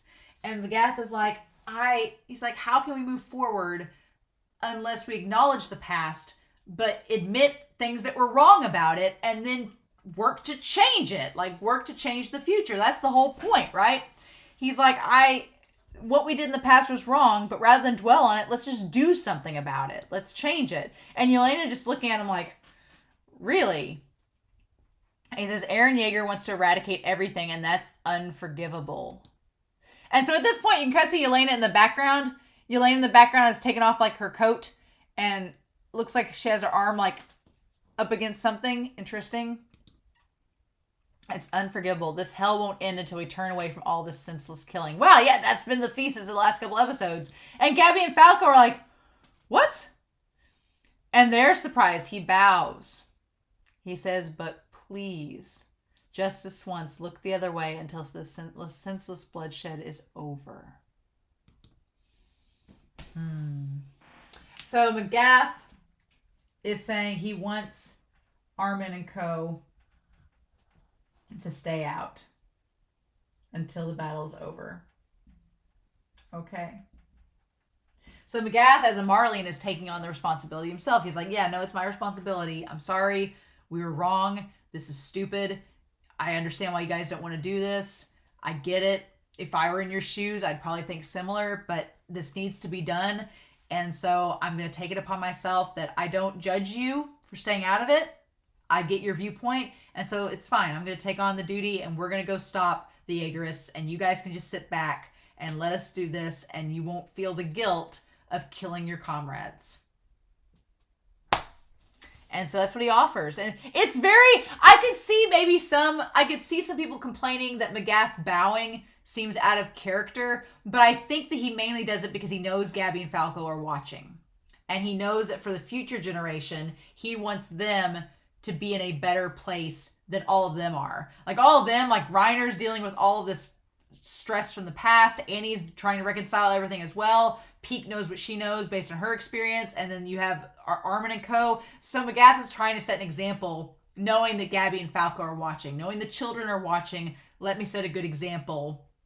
Again, it's talking about what I said at the beginning of this episode, the idea that you try, right? And you lead by example. And so even if Magath's thinking, even if I die in battle, I will have set an example for Gabby and the others. And maybe they'll remember me bowing to them and apologizing, and maybe they'll remember that gesture, and that mindset will carry forward. So that's what I think Magath is doing it for. And Armin and John and Mikasa are like, And I want to make note that Mikasa does look from the side profile like the woman in Jean's vision. But then Armin's saying, I refuse. Yeah.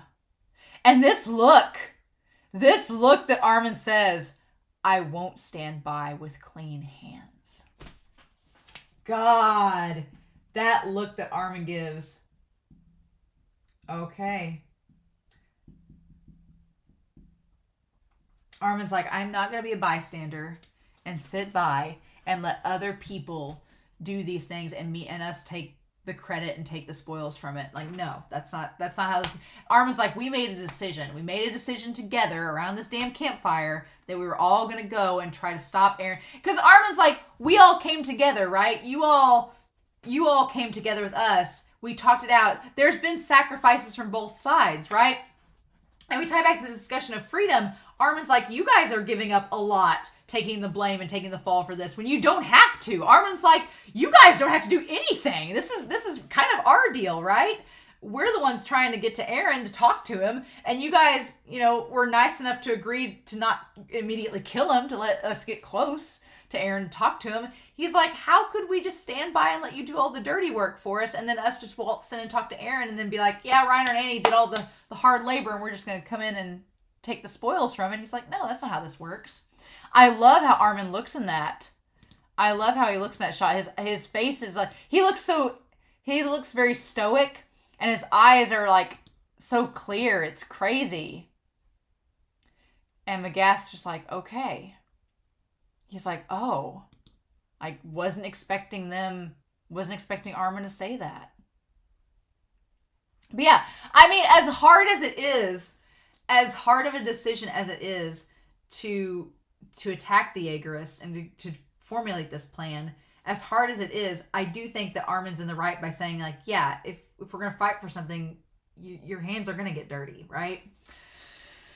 Oof. So then, yeah, we go to the complex here it's also interesting to see how the port has developed, because it's like 4 years ago, the port was just barely there. Now there's buildings and locomotive and like all this, like the port's expanded. It's crazy how much it's developed. And they're like, look at all that steam. We'll never see a day where history changes more. Famous last words. And then, of course, that includes HEADPHONE too. So here's the thing about Flock. Civilization will be completely erased and all lands born anew. Like that's a good thing. Like all lands born anew. But I'm like, born anew, it's going to be trampled. There will be no lands. It'll just be like a flat earth. There's no ecosystem. And civilization completely erased. Okay. Cool. But I like Flock in the shadows here. You need not to worry about things anymore. Yeah, that's the thing. Flock puts his hands on her shoulders and I want to be like, get off. Just focus on contributing to the island. Because Flock's like, well, you have nothing left to worry about. Like, why? Your homeland's going to be destroyed. So I guess the only thing you can do is just work for us here. How about that? And God, the Asmobita woman, she's like, no. He says, fortunately, you have HEADPHONE's finest engineers here to do their part. And they just look miserable. And that one guy, when he has his like hands over his head, like he's just like having a Jean freak out. And I was like, oh man. But then you see why. They're literally dragging dead bodies away in front of her. And I'm sure that's where Hanji maybe got the 4 have already been killed. If you don't want to lose any more of them, just do as you're told. Oh my God. And he just has like the little face there. And I love that she says, I'm sorry to spoil your wonderful mood. And I love this. I want to go back to that. I don't know how to feel about Flock's like little tiny badger face. It's very cute, but in the weirdest of ways. But there's a little face that he makes. I'm going to show you all. Over here. It's great. Map is having so much fun animating Flock. They're having a lot of fun animating Flock, and I'm here for it. I'm like, okay. She's like, what change are you so happy about? And he's like, what? What are you saying? You know? She goes, if you think Parody Island will be safe now, you're wrong. Like, no. And she says, there is still going to be conflict. The world will shrink. That's all. You'll still continue to kill one another as always. Yeah. And he just kind of shrugs it off and says, thanks for your thoughts. I'm starting to think that too. I'm like, again, then what's the point? You know? It just, God, Flock. But it's very important to know one's place. Again, Flock has this, like, there's this delusional side to him. Where he's just like, it'll all work out. He's like, we don't need HEADPHONE's technology. If we decide seafaring and flying boats don't matter much to us, then we don't need you. Then we'll nip trouble in the bud. He's all about this nipping it in the bud, right? Which is funny because I didn't put Flock on here, but we'll put Flock here, I guess. A Flock kind of has a similar mindset to Annie, I guess, is the best way I can describe it. Is because he's like, we'll nip it in the bud. Kind of like what Annie was suggesting. Annie's like, let's just kill him and get him over with.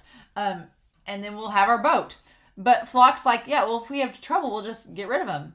It's important to know one's place, understand? He always goes back to that. Flock is obsessed with one's place. He is obsessed with that. He's been like all about like knowing your rank and knowing where you stand. And that feels like such a mentality of someone that is not used to being in a place of power, that now that he's there, he's like, I know where I am in all of this. You all need to know your place as well and know the pecking order. And that seems like such a mentality someone that isn't used to being in charge would say. And Flock's not. Flock's very much a follower. But he's been put into this position of power. It's like when someone gets hired to the job that is smart enough for it, but not the right personality. Flock is the commander of an army. I'm like, for this reason. Like, he's just, you could argue he's great at it. I guess you could argue he's good at his job. It's the weirdest thing. Flock, because I know people in the comments will be like, well, Flock's doing a good job of running the Aegis. Yes. Yeah. Flock's mentality about all, he's a coward and he's paranoid, but he somehow makes it all work. He's got the rhetoric down and he's smart enough that he makes it work. So I guess I can see the argument. I'm going to keep as unbiased as possible. I really thought he was going to shoot her in the face. But then, yeah, he looks out the window. So this plan, no. I'm going to take a sip before that. I guess they tried to have their cake and eat it too. That's the problem. Armin and them tried to have their cake and eat it too. And you know what? I will give Armin some credit.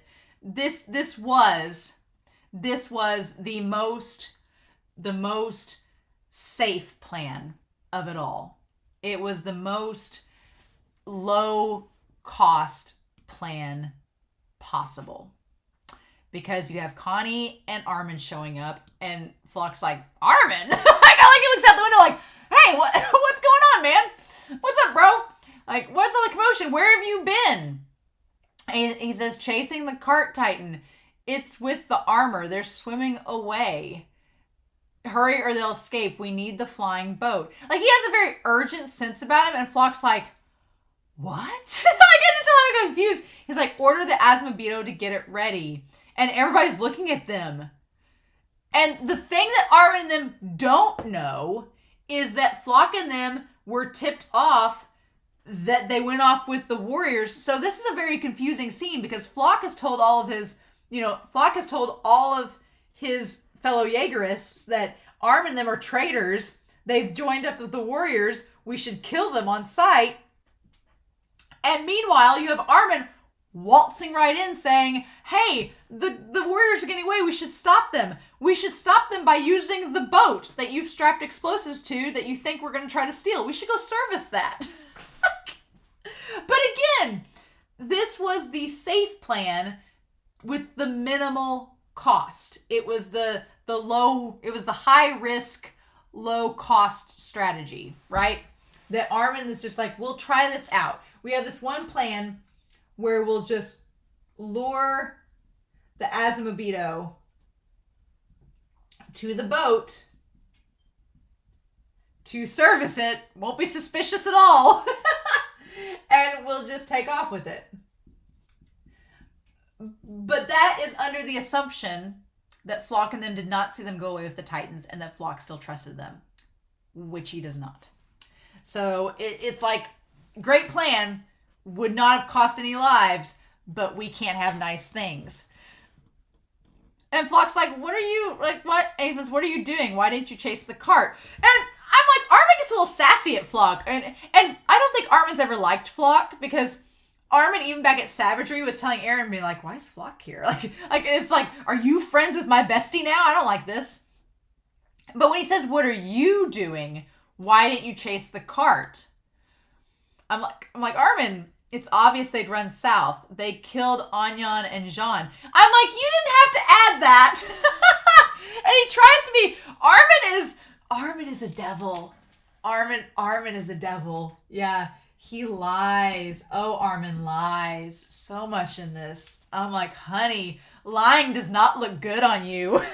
Not at all. That's the thing about Armin. I'm like, honey, you are not made to lie. When Armin, when he does like the compassionate strategy, it works for him in his favor. But when he tries to be a devil, and it's just not suited for Armin, I'm sorry. It's not suited for him lying, because Flock's like, and then John's like, oh, there's a flying boat. Let's go to it. Come on, Flock. Let's go. He's like, send the Asmobito mechanics out here pronto. And I think when Armin looks back, he's like, shit, this is not going to work. This is not going to work. And Flock's just like, wait, what? God, this just goes to hell in a handbasket real quick. Dawes and Samuel. Okay, I was like, Samuel, I remember. Dawes and Samuel. Yep, they did. What are you doing? And here's when they were talking about, cadets that we've known, people we've known since we were cadets, I was like, well, who are they talking about, Connie? Most of the people you've known since you were cadets are dead, and are now. But Dawes and Samuel, I forgot about them. I do remember their names being mentioned earlier on. And so there is, yeah, explosives. Are those explosives? Yeah. And then Armin's like, well, shit. This just made things a lot more complicated because I don't think they saw the explosives. So they didn't know that this just made it a lot more complicated. Take those off. And he's like, we need it to stop the Marlians. They'll get away. And so there's a little bit like, why do you need the boat to stop the Marlians? Okay. And then he says, calm down, you two. Because I'm assuming Armin and Connie thought we'll just start a panic. And in the panic, people don't rationally think when there's a panic. So if there's a panic, we'll just get them to go along with it. But Flock is the key to this plan working. And if Flock doesn't go along with what Armin says, it's not going to work. And again, Flock is not dumb. And he's also very paranoid. And overthinks things too. Flock does not act on a whim. That is the thing. Flock, his character, has not been someone to act on a whim. The man picked up Erwin Smith from the battlefield, this 200-pound man, and carried him on his back up a rooftop. Now, granted, Armin was burnt to a crisp during all of this, so he doesn't know that. But Flock methodically carried Erwin up a roof to make a point to get him to be used to be turned into a Titan by Levi. Like, the man, Flock plans things out, for better or worse. He's not an idiot. I will give Flock credit for that. And so, yeah, as soon as Armin rode away on that horse, I'm like, no, this is not going to work. This is all going to go to hell. It's going to be very bad. And then they say, the truth is, we heard you guys teamed up with Marley and want to use the flying boat to stop the rumbling, supposedly. And they're like, but you guys aren't here to do that, right? They're both like, oh my god, no, that's crazy talk. Yeah, if Eren stopped, the island is doomed. So, oh my god, this is insanity. Isayama, what have you done? And I know what Isayama's doing. He's like, we're just going to turn this on its head and see what happens. So yeah, he's like, oh yeah, we can't. And they're like, that's what I thought. He's like, you guys wouldn't put the island in danger after we're finally saved, right? I feel like Daz and Samuel are the representations. I feel like Isayama puts them in here to have this conversation to represent the people in the fandom that have issues with this episode.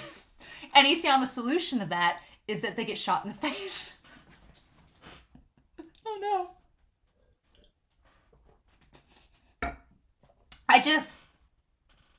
This episode. But he's like, you guys wouldn't do that, right? But yeah, it's calling out a big point that there are these sides. Like, you know, do we stop Eren? But by stopping Eren, yes, we are saving the world, but we're putting parity at risk. So again, it's that whole needs of the many versus needs of the few. Or do we just like go along with the Jaegerists? All right. And we sacrifice the world and hope for the best. And hope that things will be okay. And so, but there is a statement here. There is a statement that they say here that I don't know which one's Daz and which one's Samuel. I don't know which one's which. And Connie's like, of course not. Like, we don't see. He's like, thank goodness. I don't know what I would have done if you were traitors. It's, oh my god, this is so awkward and tense. And it's the worst. And Armin's like, just hurry up and take the explosives off. Armin's like, I don't want to talk about this anymore. Let's just hurry up and do this. Yeah. Oh my god. And they're like, why would we do that? I feel like that's the thing too. Armin's like, hurry up and take the explosives off so that the Marlians can't use the boat. But by taking the explosives off, you're making it to where the Marlians can use the boat. So, and they look at each other and, God, Armin and Connie could not look more suspicious. Because in their heads, they don't want these guys to die. They don't want anyone to die. They just want to do the thing be done with the thing and go find Eren. They don't want any more people to die. They just want to get the mission accomplished and go. And you just know Peek and Annie are sitting there like, this is not going to work. You know, and then the guy says, you know, despite the fact there are enemies, part of me thought you guys might try to stop Eren from killing everybody. So that's the thing that's kind of the crazy thing in all of this. I don't know which one's Daz and which one's Samuel, but one of them was like the guy with the hand on the hip. They drew him really, really well in that stance. They didn't have to go that hard drawing him in that stance. He looks really good there. I don't know if that's Daz or Samuel though. But they're like, even though they are enemies, he says, part of me thought you might try to stop Eren from killing everyone. You might try to stop Eren.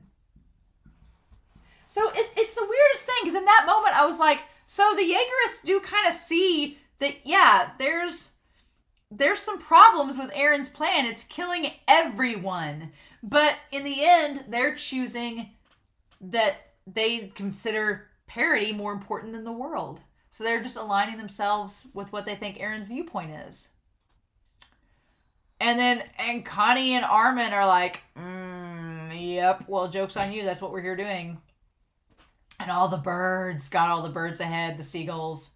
And him just taking, the animation on him just taking his time to take the fuse off. It's like, oh my God.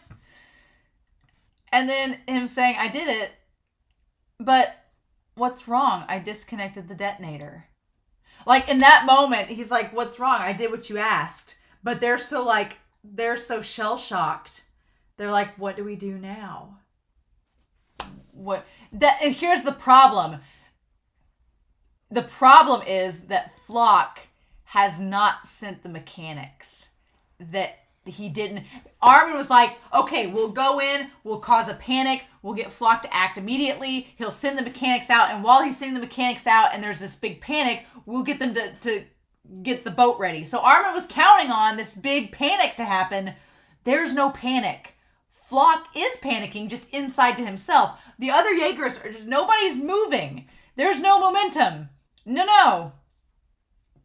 And then we cut back inside to Flock. He's like, and we somehow get everyone aboard once the flying boat is ready. Yeah, it's all crashing down. There's too many factors. This plan is too complicated, and there's too many things that can go wrong. You're not going to be able to do this perfectly without someone dying. That's just not going to happen.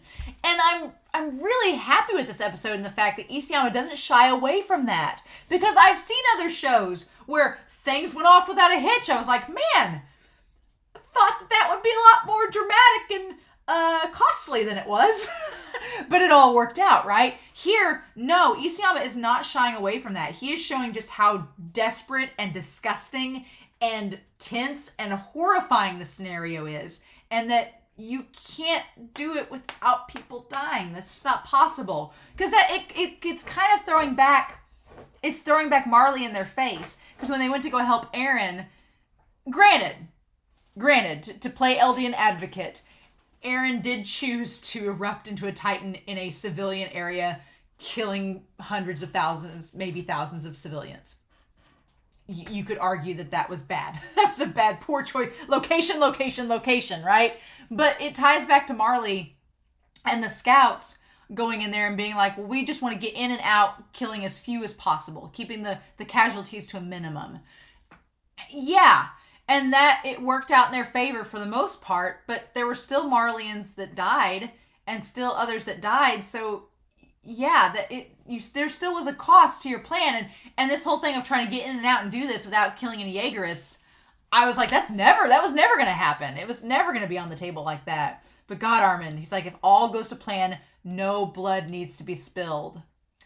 Well, guess what? All is not going to plan. No, that's not how this works. Oh my God.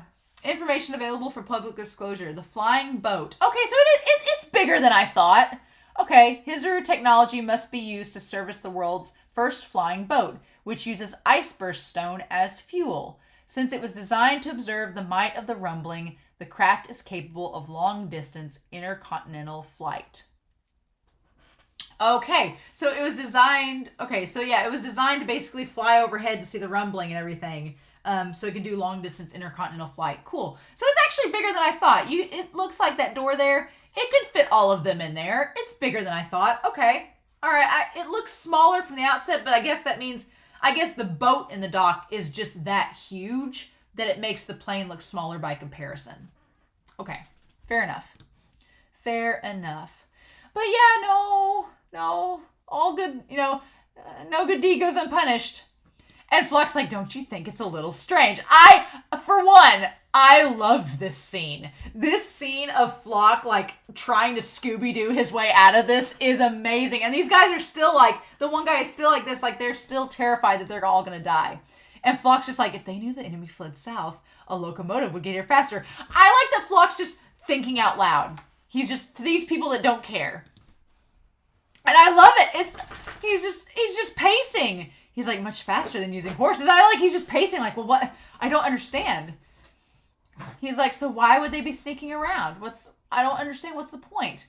There's no proof, but God, trouble should be nipped in the bud.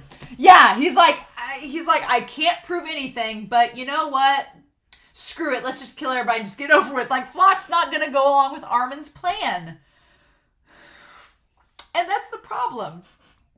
That's the problem. Because if you think about who Armin has strategized against one-on-one, Annie, which you could argue lots of things about Annie's relationship with Armin, but she did view Armin as a nice person that could be trusted, right? So that's kind of part of the reason she went along with that plan. With Bertolt and Reiner back in charge, Armin was using Annie as kind of like a tool in convincing them, and the unknown. They didn't know what was going on with Annie, and they had an emotional connection to her. So, of course, they were like, oh, wait, what? And then he tried to use it again with Bertolt, but as the series goes on, Armin's ability to deceive gets worse and worse. It just gets worse and worse, right? It doesn't work so good. But he tried to deceive Bertolt a second time, and by that point, Bertolt was like, no, I'm on to you. I've already made my resolve. Not going to work anymore. And with Flock has no connection to Armin. He doesn't trust Armin, and nothing Armin is saying is putting anything that Flock cares about in jeopardy. So it's like none of the factors that have benefited Armin in the past are benefiting him with trying to convince Flock otherwise. It's just not working. And Flock's like, nope, we should just get this over with. We should just go. And they're like, oh my God. And then at that point, that's when the woman with Asmobito, and they're like, oh my God, what? And they heard the gunshots. And they're like, oh, we failed. Yep, mission failed. Not working. And it's the Asmobito woman that she's like, screw this. And he's like, kill her, damn it. Kill her, shoot her. Like in Jurassic Park. And then she's like, I won't go down without a fight. I give the Asmobito woman, I give her credit. She's like Mikasa. Mikasa gets a lot of it from the Ackermans, but she's got some Asmobito blood, and she's like, I ain't going down without a fight, you pricks. And then I love Mikasa coming in like, she's family, damn it, and here I am. Mikasa just looks really good in this episode. She looks really good. I like it. She took the gun and slammed it into a guy's face and left the bloody imprint of the gun, like breaking his nose. Girl! I like Mikasa. I like post-scarf Mikasa. Kiyomi. Kiyomi is her name. So we have Kiyomi. I like Kiyomi. I've always struggled with her name, but Kiyomi, she's a fighter. I like it.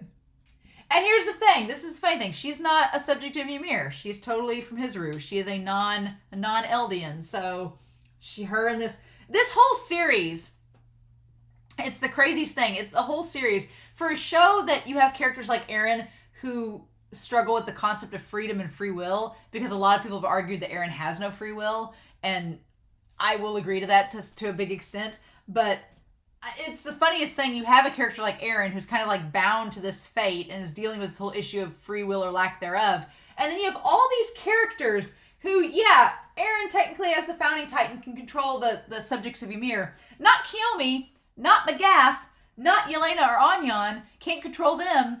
So you have these characters, it's just like the tiniest little thing. Like Armin strategized this whole plan, and I'm sure they all went along with it, being like, we'll give it a go. But the littlest thing could throw it off. And I appreciate that Isayama does not shy away from letting the plan go to hell. And that's exactly what it does. And he's just like, they animate Flock really good in this episode too. But he jumps out the window and he's like, enemy attack. Man, Flock, God, I give Flock some credit. That is a bold move. Being like, enemy attack, Armin, Mikasa, and Connie have betrayed Eldia. Kill them. So it's on. At this point, I'm like, they've betrayed Eldia. You should kill them. And they're like, oh God. And Mikasa's like, damn it. Damn it, I was trying to help. And she's like, they'll shoot through the window. Get out of here. Good on Mikasa for having the instinct to get him out. Good. And I like that. Again, she gets hit by the blast and slammed up against the wall, but girl has lifted she had 4 railroad ties on her arm back in episode 10. This girl, if people are like, how'd she survive that? I'm like, she's a damn Ackerman. They're superhumans. That's their excuse. But, oh my God, it's begun. So yeah, Mikasa's like, and there's a part of me that wonders if Mikasa, when we tie back to Levi, we'll kind of get the same thing. But there's a part of me that wondered if Mikasa knew they were going to have to kill the Aegis. I feel like Mikasa kind of knew all along. She's like, we're gonna have to. It goes back to her knowing Eren's words to her, like, if you're gonna win, you gotta fight. You gotta fight to win. And she's like, we're gonna have to fight them if we're gonna get this to be accomplished. So I think Mikasa always knew it was gonna go awry. She was just waiting for it, and I think Levi did as well. We've got no choice but to wipe out the Jaegerists. And I said in the reaction, it ties back to her in season 3 when Levi looked at her and he was like, look, these people are going to kill us if we don't fight back. So we'll have to kill them. And I know they're humans and not titans, but that's just how this is going to be. They're going to kill us if we don't kill them. And again, you could... It's so complicated because then you can tie it back to Eren and being like, Eren's thinking the same mentality. Well, the rest of the world, if we don't kill them, they're going to kill us, but it's complicated. Right? But it's the spirit, I suppose, of them trying not to kill anybody at first, to try, right? Make the effort. And then it just all goes to hell. And it's again, a choice, right? We're going to talk about the choice. Samuel and Daz make a choice. And it's like, okay. But I like in this moment, Mika says basically, she's back to episode 1 of season 3, where Levi's like, if they attack you, you're going to have to fight back. And she's like, okay, we'll do. And she makes that decision here as well. She's like, nope, we have no choice. And then like, Lady Mikasa. And she, gosh, I love how she uses the wall as a springboard. Girl. But they don't even get a chance to fire at Mikasa because Hanji and Magath with the Survey Corps coat, he took John's coat. Magath took Jean's coat. Okay. Notice, Jean does not shoot at them. It's not Jean that's shooting. It was Hanji and Magath. Hunker down in the basement. And I like, follow me if you want to live. Oh my God. I like Kiyomi. Kiyomi's character's grown on me. And so we cut back to Armin and Connie. And God, Daz or Samuel, whichever one, I think it's Daz, goes back to start plugging the explosives back in. And the way he did it was so slowly. It was so like he was just like, okay, we're just gonna blow up the boat. And Armin goes to stop him. And okay, here's the thing. Armin goes to stop him, and Samuel shoots him 3 times. He shoots him through the mouth, through the jaw from one side to the other. He shoots him through the heart, and he shoots him through the side. And for a second, I was like, oh shit! But I'm like, wait a minute.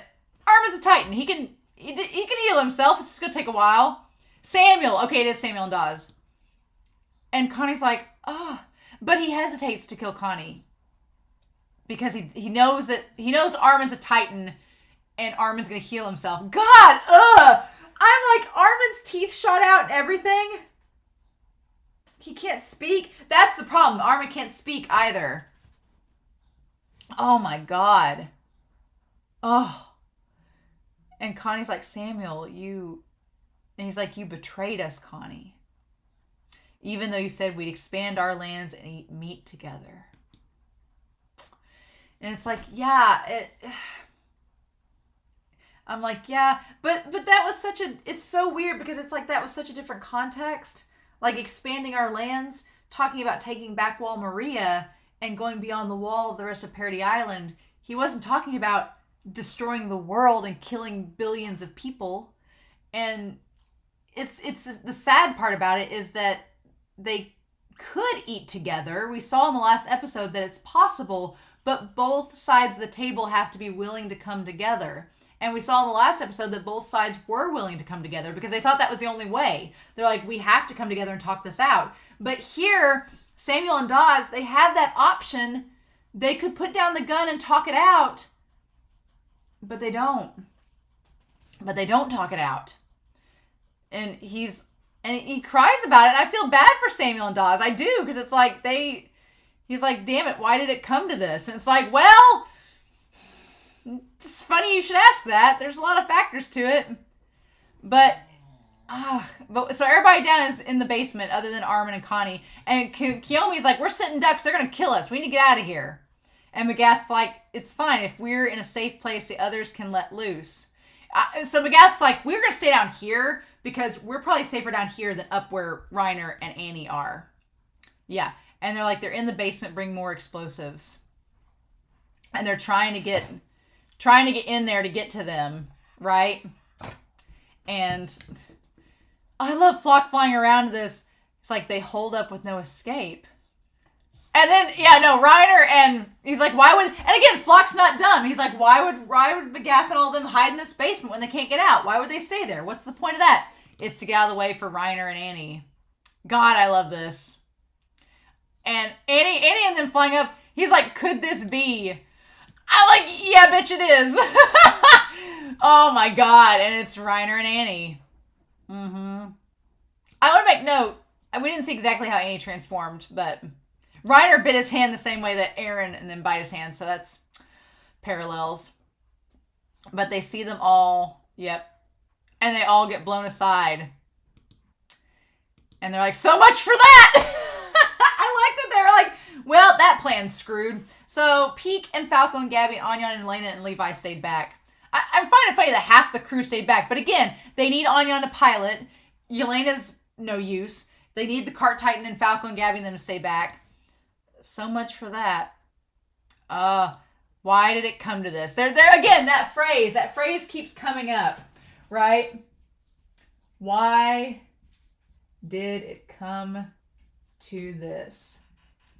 I feel like that's Isayama's message for the entire show. Why did it come to this? Why can't we have nice things? Because people didn't come together and talk, because people furthered the cycle of violence.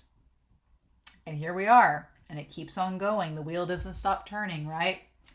And so, apparently Elena's arm is broken or dislocated or something. She's got it in a sling there. She's got her jacket tied up there.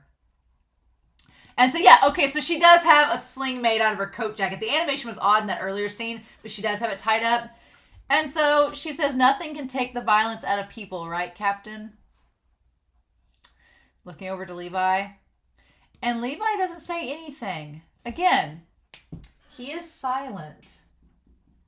It's like Levi is taking this all in. I'm very curious to know what Levi has to say about all this. Because Levi has not said much of anything this entire time. Levi has not really spoken about his thoughts about anything, what he thinks about this plan. During the fireside chat, he was knocked out half the time. So he's not really had a chance to talk about it. So Yelena says that, I'm going back to her there. And, okay, we kept there. Yeah, so Yelena just asking Levi for his opinion in all of this. It's just bizarre. Nothing can take the violence out of people. Right? No, not really. It's just the fact of the matter of, making a choice, choosing not to kill each other. That's the thing. Like, people are going to have conflict and will probably be violent, but you don't have to be.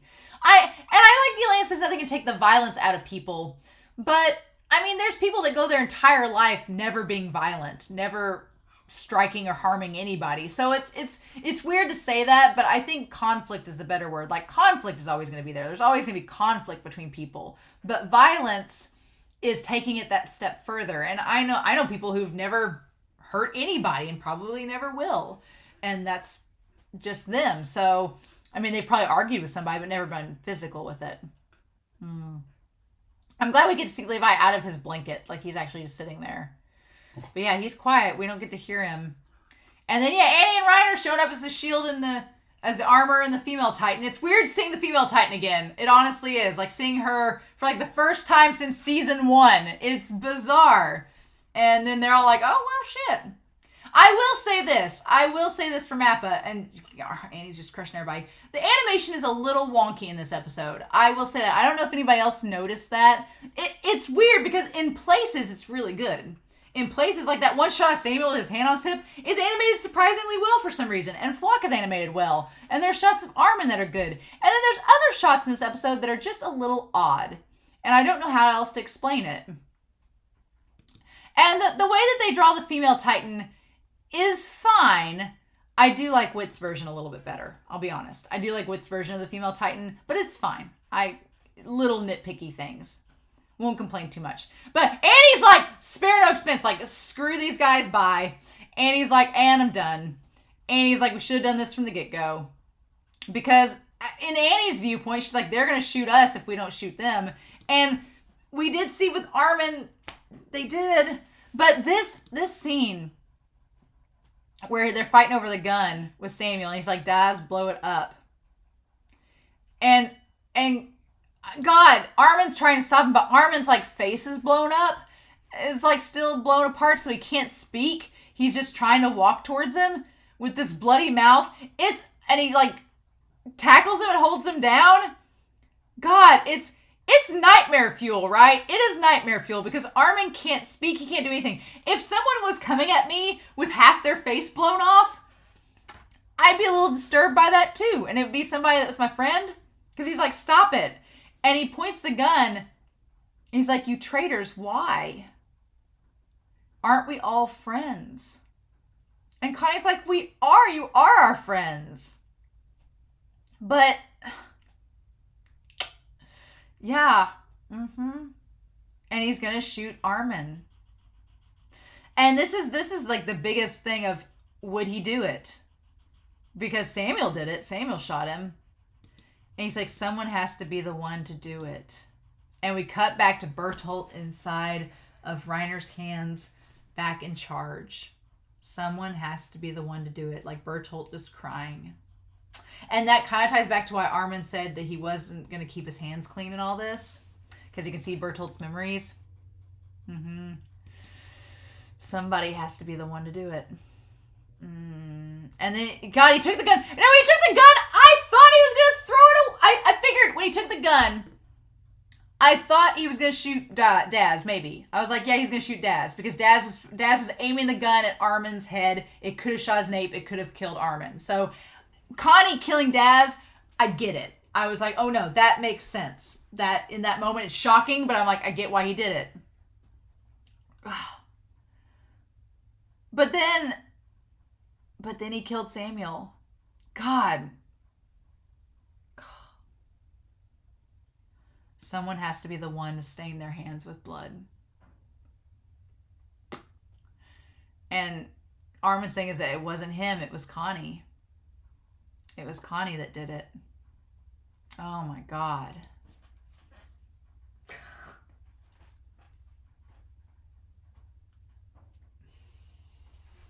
Whew. I can see why somebody would be upset that Connie killed Samuel.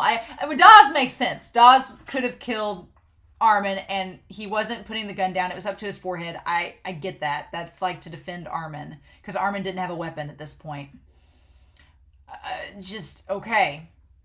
But him killing Samuel, and again, it's this Isayama is just muddying the waters and being like, this is the cost. Like, it to save the world, it's gonna cost you.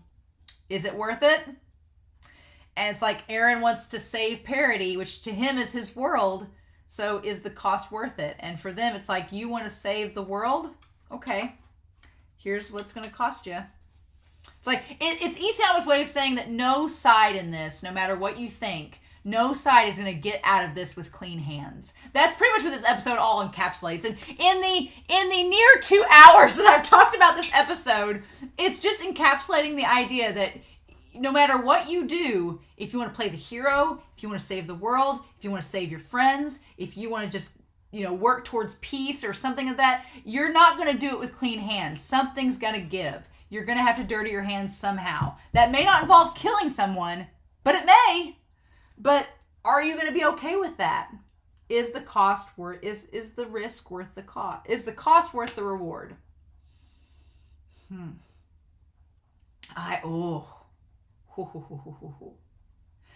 again, this is all, Connie's like, you are our friends, but don't you see that what we're doing is wrong? That we're sacrificing the world just for ourselves? Is that right? And shouldn't we try to talk to Eren and talk him out of it or do something? I can definitely see how this episode would be divisive. I can definitely see that. I definitely get, Isayama is just showing us how this is not going to be, it's not going to be one of those, because it's what I like about this episode and what it does, it's shocking. But what I like about it is that Isayama, there's so many shonen and so many shows and anime that portray the heroic side, the protagonist side, as being like, whatever we do, it's in the morally right, and it's justified, and it'll all work out for us. And Isayama was like, that's not how the real world works. No, plans don't go right, people die, you have to make hard choices, and sometimes you make the wrong choice, and then you have to live with it. And the funny thing is, Connie killing Samuel is, that whole scene is exactly like the whole thing with Reiner and Bertolt. It's the same damn thing. It's them killing Marco. It's Marco being like, aren't we friends? And they're like, mm-hmm. It's Bertolt looking at Armin and saying, you're my friends, but you'll have to die because this is the cause I'm fighting for, and you're the sacrifice I have to make to do it. And that's just the way it is. It's that Bertolt resolve, right? From season 3, part 2. It's that whole, I've made up my mind. This is what it's going to cost, and I'm okay with it. And the difference, though, is that in this, Connie and Armin are not okay with it. And I think that's a good thing. I think it's good that they're having to work through this and that they're not okay with it. That they're going to have to grieve their fallen comrades. And at the end of the day, I hope that they tell Eren, be like, we had to kill people to get to you. Like, I really want them to bring it up to Eren, be like, we had to kill our comrades to come find you because you wouldn't talk to us from the beginning. Because you wouldn't involve us in this. We had to come find you and talk to you because you wouldn't tell us the plan. And again, I don't want to judge Eren too much because we don't know what's inside of his head, and I don't want to know and be spoiled. So I'm trying to keep Eren as far away from this as possible. But it's clear that Eren's lack of communication to Armin and company is having repercussions, and we're seeing it in these episodes. And so it's fascinating. It's fascinating. But oh my god. That was such a quick episode. And so now Flock's on the outside, Annie and Reiner. I am glad, you know what? I am glad in all this that Reiner's in a decent enough headspace to do something. I was really afraid going into this that Reiner would not do anything, that he'd just be like mopey and just out on the sidelines. And he's being, a player in this, which is good. I'm glad for that. Again, I'm very curious to know what Levi thinks about all this when all this is said and done. I don't know if the boat's going to blow up. I could picture Flock being like, I'm going to blow up the boat. So I don't know. I'm assuming that Mikasa and them are going to save the Asmodeus, but I don't know what we're going to do with that. Because I don't think that plane's big enough to house all of them.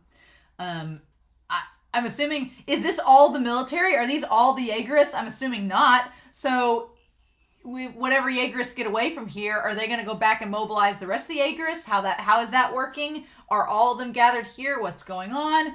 And meanwhile, the rumbling is possibly at Marley now.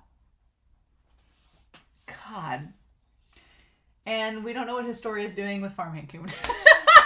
I just imagine that Farmhand Coon's like just sitting there mixing up some porridge, being like, I wonder what the rest of Parody's doing. And then it's just like fire. It's just like Historia walks in with the pizza boxes from Community, and it's just like insanity. And she just turns around and walks out like, sorry, it's not healthy for the baby for me to be here. I am very curious what the rest of Parody is doing beyond the port area, because we haven't touched base on what the rest of Parody is up to. But maybe we'll touch base on that this season, maybe not, but we only have 2 episodes left. Next episode is the penultimate episode of this season. What? So I'm gonna take a couple days. I'm recording this on a Friday night. I will probably record the other episode 27 on Sunday. I'm gonna record episode 27 on the night that the finale comes out. Yay. And then I'm gonna be gone for a week on a trip, and then when I come back that following Sunday, I'll record the finale. So yeah, good times. But yeah, so that is the plan anyway, is to record that. So I will I'll try to get some comments from tomorrow with episodes 25 and 23. I'll try to incorporate some comments if I get a chance to read them into episode 27, but otherwise it'll kind of be like I'll have the finale will have just all the comments from episodes 25, 23, 24, and 26 all in them, so it'll just probably have a lot. So, and then whatever comments I don't get to after that, I'll save for the recap. So, well, that's I'm very curious to know your thoughts down below. Like I said, I'm trying to keep an open mind and remain as unbiased and play Eldian advocate, but this episode, I can see from episode 21 on, I could see y'all were warning. The Protect Squad was out, and you're like, here we go. I mean, at the end of the day, we'll talk about this all in the recap, but I understand what Isayama is doing, and I really like it because it's subverting a lot of expectations of how a series like this could go, and Isayama's like, nah, let's just make it dirtier. And I'm like, so we'll see what happens in episode 27, but I hope you all enjoyed this reaction discussion. Please feel free to comment down below. Please, no spoilers. But in the meantime, I hope you all have a wonderful week. Please stay safe, take care, and yeah, I'll be back very soon with episode 27 of season 4 of Attack on Titan.